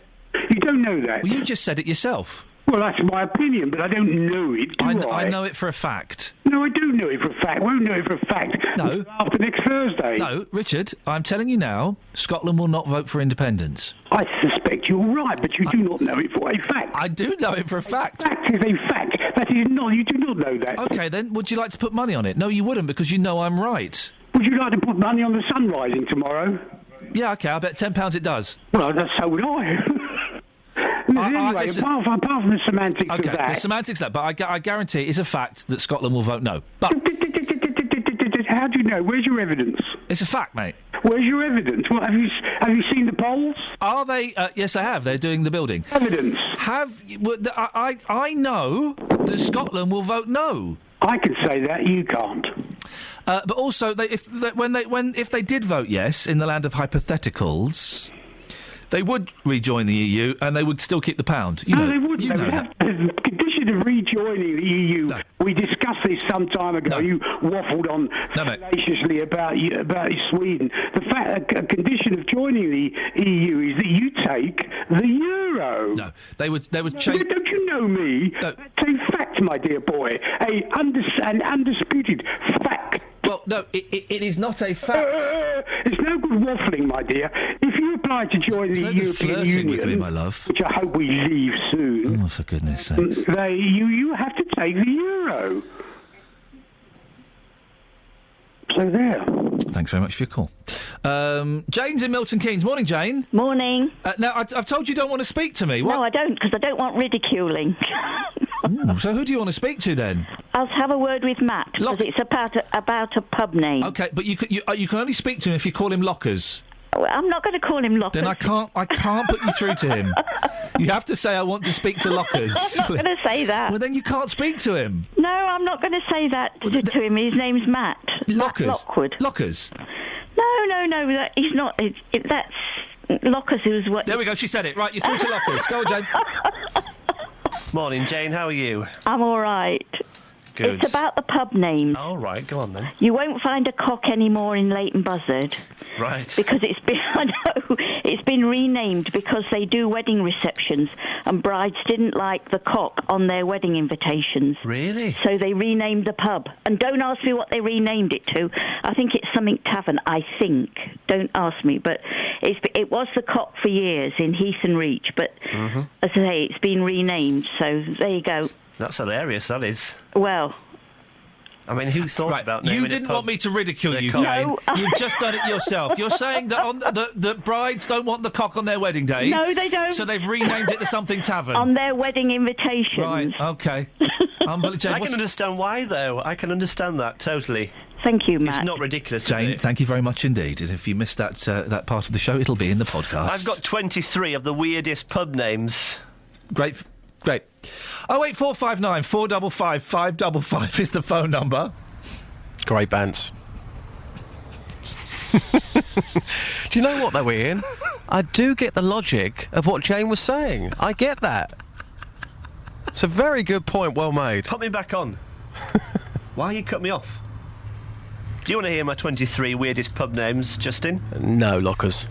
Now, Justin, we've asked you to go out today. I've got no idea what we've asked you to do. What have you been doing for us? A few things. Yes. First of all, has anybody phoned in yet excited about the prospects of seeing Sir Bradley Wiggins either in Princess Risborough or Hemel Hempstead? No, we had a delightful teacher who was excited about it because she gets a half day.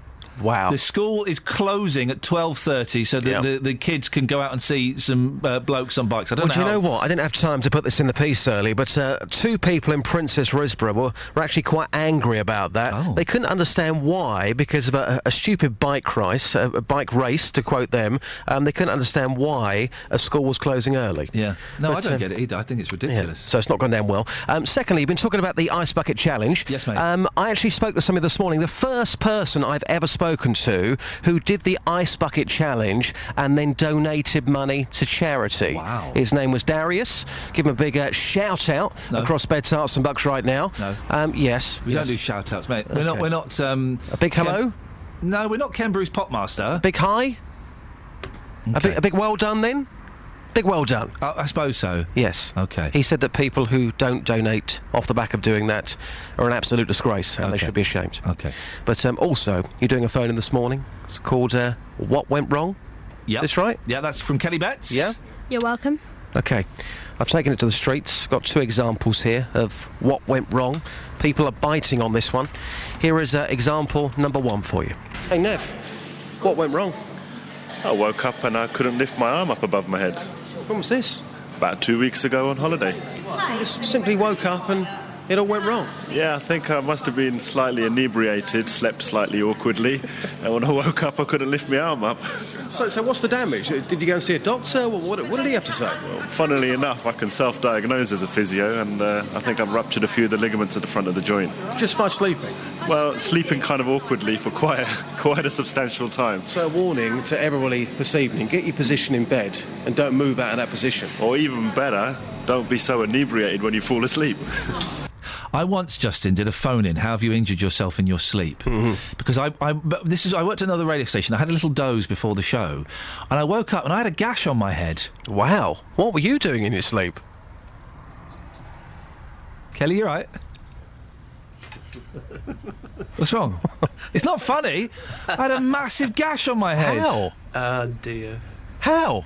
I don't know, but I woke up and my face felt funny. Mm-hmm. And my friend came down and said, "What's that on your face?" And I went to and I had a big gash on my head. Wow. What have you been doing? I don't know, but it was a scratch from like the top of my forehead down to my eyebrow. It really, I've still got a tiny little scar there. And so we did that as the phone in, and we had loads. Someone had they'd knocked a shelving unit over in their sleep, and the stereo had fallen on their head. Loads of sleeping is I suspect more people die in bed than anywhere else in the world. Quite possibly. Quite possibly. What were you dreaming of? I would have rung in. About what? How did you injure yourself in bed? Should we do the call? Yeah, go on. Ring, ring. Yeah. Hi, is that Iain? Yes, it is. On the radio? Yeah. I've injured myself in my sleep. Tell me about it. I headbutted the wall. Thanks for calling. Thanks for having me. Anyway, Justin, you it really is. You know, we're really squeezing out a dry tea towel here, aren't we? Trying to get some dregs of entertainment. Example number 2. Yes. And just to warn people, this is pretty graphic. Here's example number 2 of what went wrong. Sir, what went wrong? Some old guy done a U-turn over double white lines in Leagrave Road, funny enough. What were you on, a motorbike or a bike? Or? Motorbike, CBX 1000, 6-cylinder. Said he didn't see us. The engine's 36 inches wide. That's something seriously going wrong. Oh, yes. But you're still here to tell the tale. Yeah, 51 ops, though, yeah. Hang on a second. 51 operations? Yep. Arm rebuilt, shoulders rebuilt, knees rebuilt. All because of one accident? Oh, yeah. It sheared me kneecaps off, smashed my hand through my shoulder. Goodness me, that is staggering. Oh, yeah. How lucky do you feel to still be alive? It's sore, but okay, yeah. Still don't get anything off the government. But now, because I haven't earned enough money, they don't pay us nothing. Beat that. 51 operations. Why should he get money off the government? I don't understand. I suppose what he was talking about was his... he can't do certain jobs. Because he's had 51 operations, he can't go and do certain jobs, I presume. OK. Did he look all right? Yeah, he was walking OK, but he started to show me the scars and I was off. Here we go. So, two things here. I can see the phones are going nuts already, right? 3 things. What went wrong? We can carry that on. Have you injured yourself in your sleep? And can anyone beat 51 operations? There's nobody that's going to beat 51. Come on, we've got 51 on one accident as well. 17 minutes. Can anyone beat 51 operations? There's got to be some kind of record.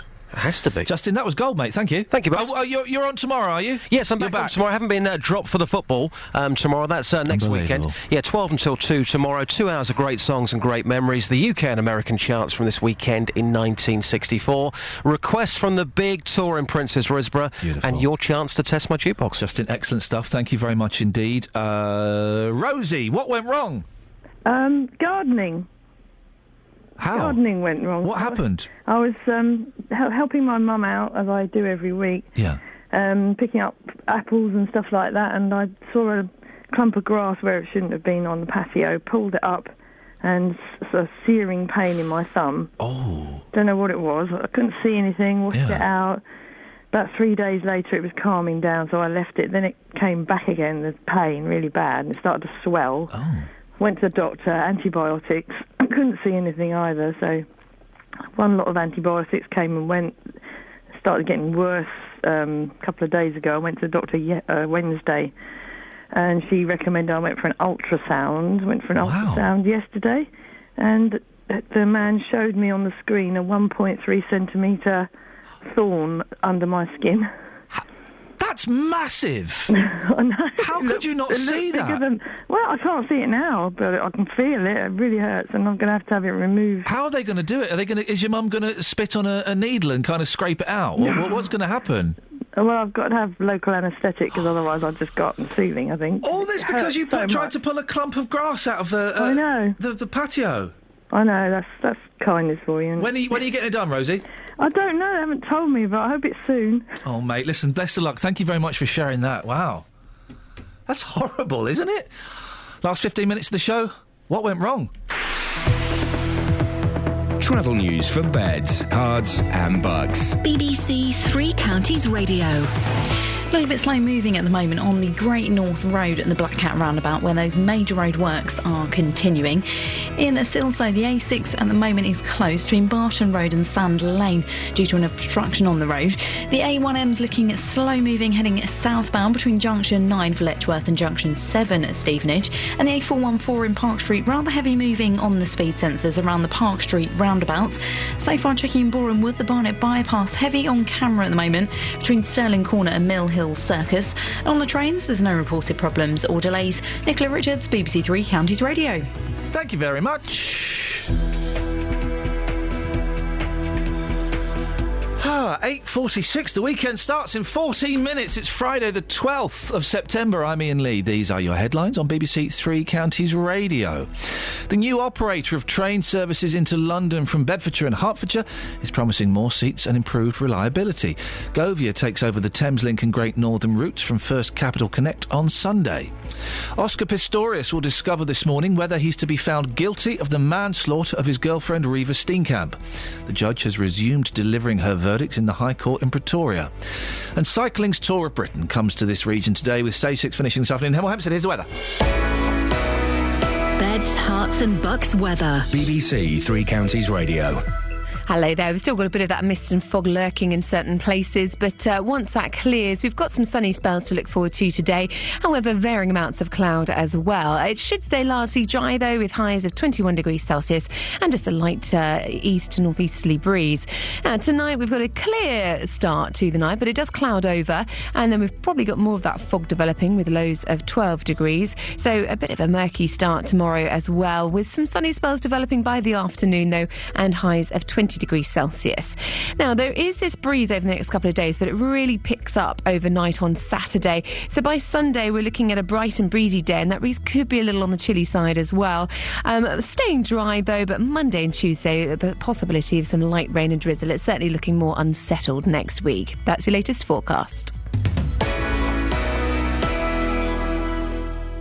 BBC Three Counties Radio's big tour of Beds, Herts and Bucks. Pretty little market town in the middle of the Chiltern Hills. It's a beautiful little town. Yeah, really green and peaceful. Exploring. Peter Andre's coming up, guys. Peter Andre. Smiles along the high street. Risborough people are very friendly. All this week, we're discovering Princess Risborough. From where I live, you can look out and there's just green fields all the way down the bottom. Scoins. Telling everyone about where you live. Walking, cycling, yeah, lots to offer. Kelly. Keep finding new places and new views, and even just driving about. Me. You get surprises. The big Here's Andre tour coming. of Beds, Hearts and Bucks. It's got a great sense of community, and the spirit here is fantastic. From BBC Three Counties Radio. It's so good that we managed to get him. So good. We've got Peter Andre for the big... what's called Big Tour. Big tour. The big tour of Beds, Hearts and Bucks. Peter Andre. Yeah. Do you like a bit of Peter Andre, Matt? He loves himself. Yeah, that wasn't the question. No, I don't like him. He loves himself. He's got a nice body, though, hasn't he? I mean, looks a bit all right, doesn't he, JVS? JVS is nodding. He's thinking, oh, that lovely body. I'd like to have a bit of that. I think you're externalising your own fantasies there, Matt. Javis is looking at you blankly. I believe this is the first time I've been able to use this word properly. He's looking at you agog. He always does, though. This is the thing. Right, OK. Gosh.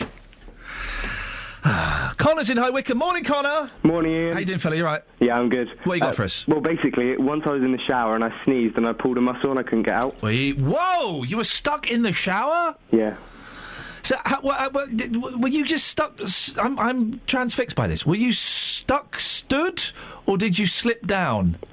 Slipped down. It was quite a long time ago. How old were you? Probably 11. Right. Did your mum have to come and get you out? I think so, yeah. Nobody wants their mum to come and get them naked out of the shower, do they? I know.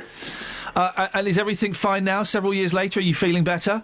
Well, kind of. My body seems to have a knack of not liking itself. Oh, really? What, your body rebels? Yeah, well, I got glandular fever in 2012, and then I got chronic fatigue syndrome, and then I went to China, and then I got bird flu, and then I got pneumonia. Bit of a whip, mate. Yeah, I know. I had glandular fever. I had to go to hospital with glandular fever. I had it when I was 17, so what's that? Years ago.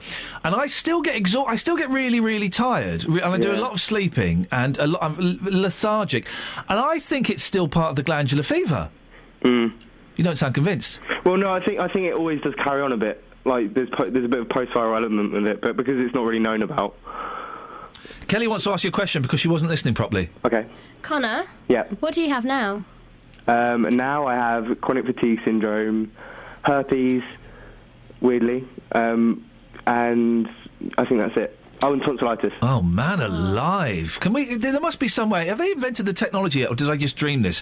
Where they can give you a new body? Yeah, I think that's just a dream at the moment. Ah, nuts. All right, Connor, listen, best of luck sorting that out. I thought that actually... But that must have been a film I saw. Poor lad. He's got all sorts going on there, hasn't he? Isn't it? I feel sorry for him. He doesn't want your sympathy. Does he not? No. All right, OK, well, he'll be all right then.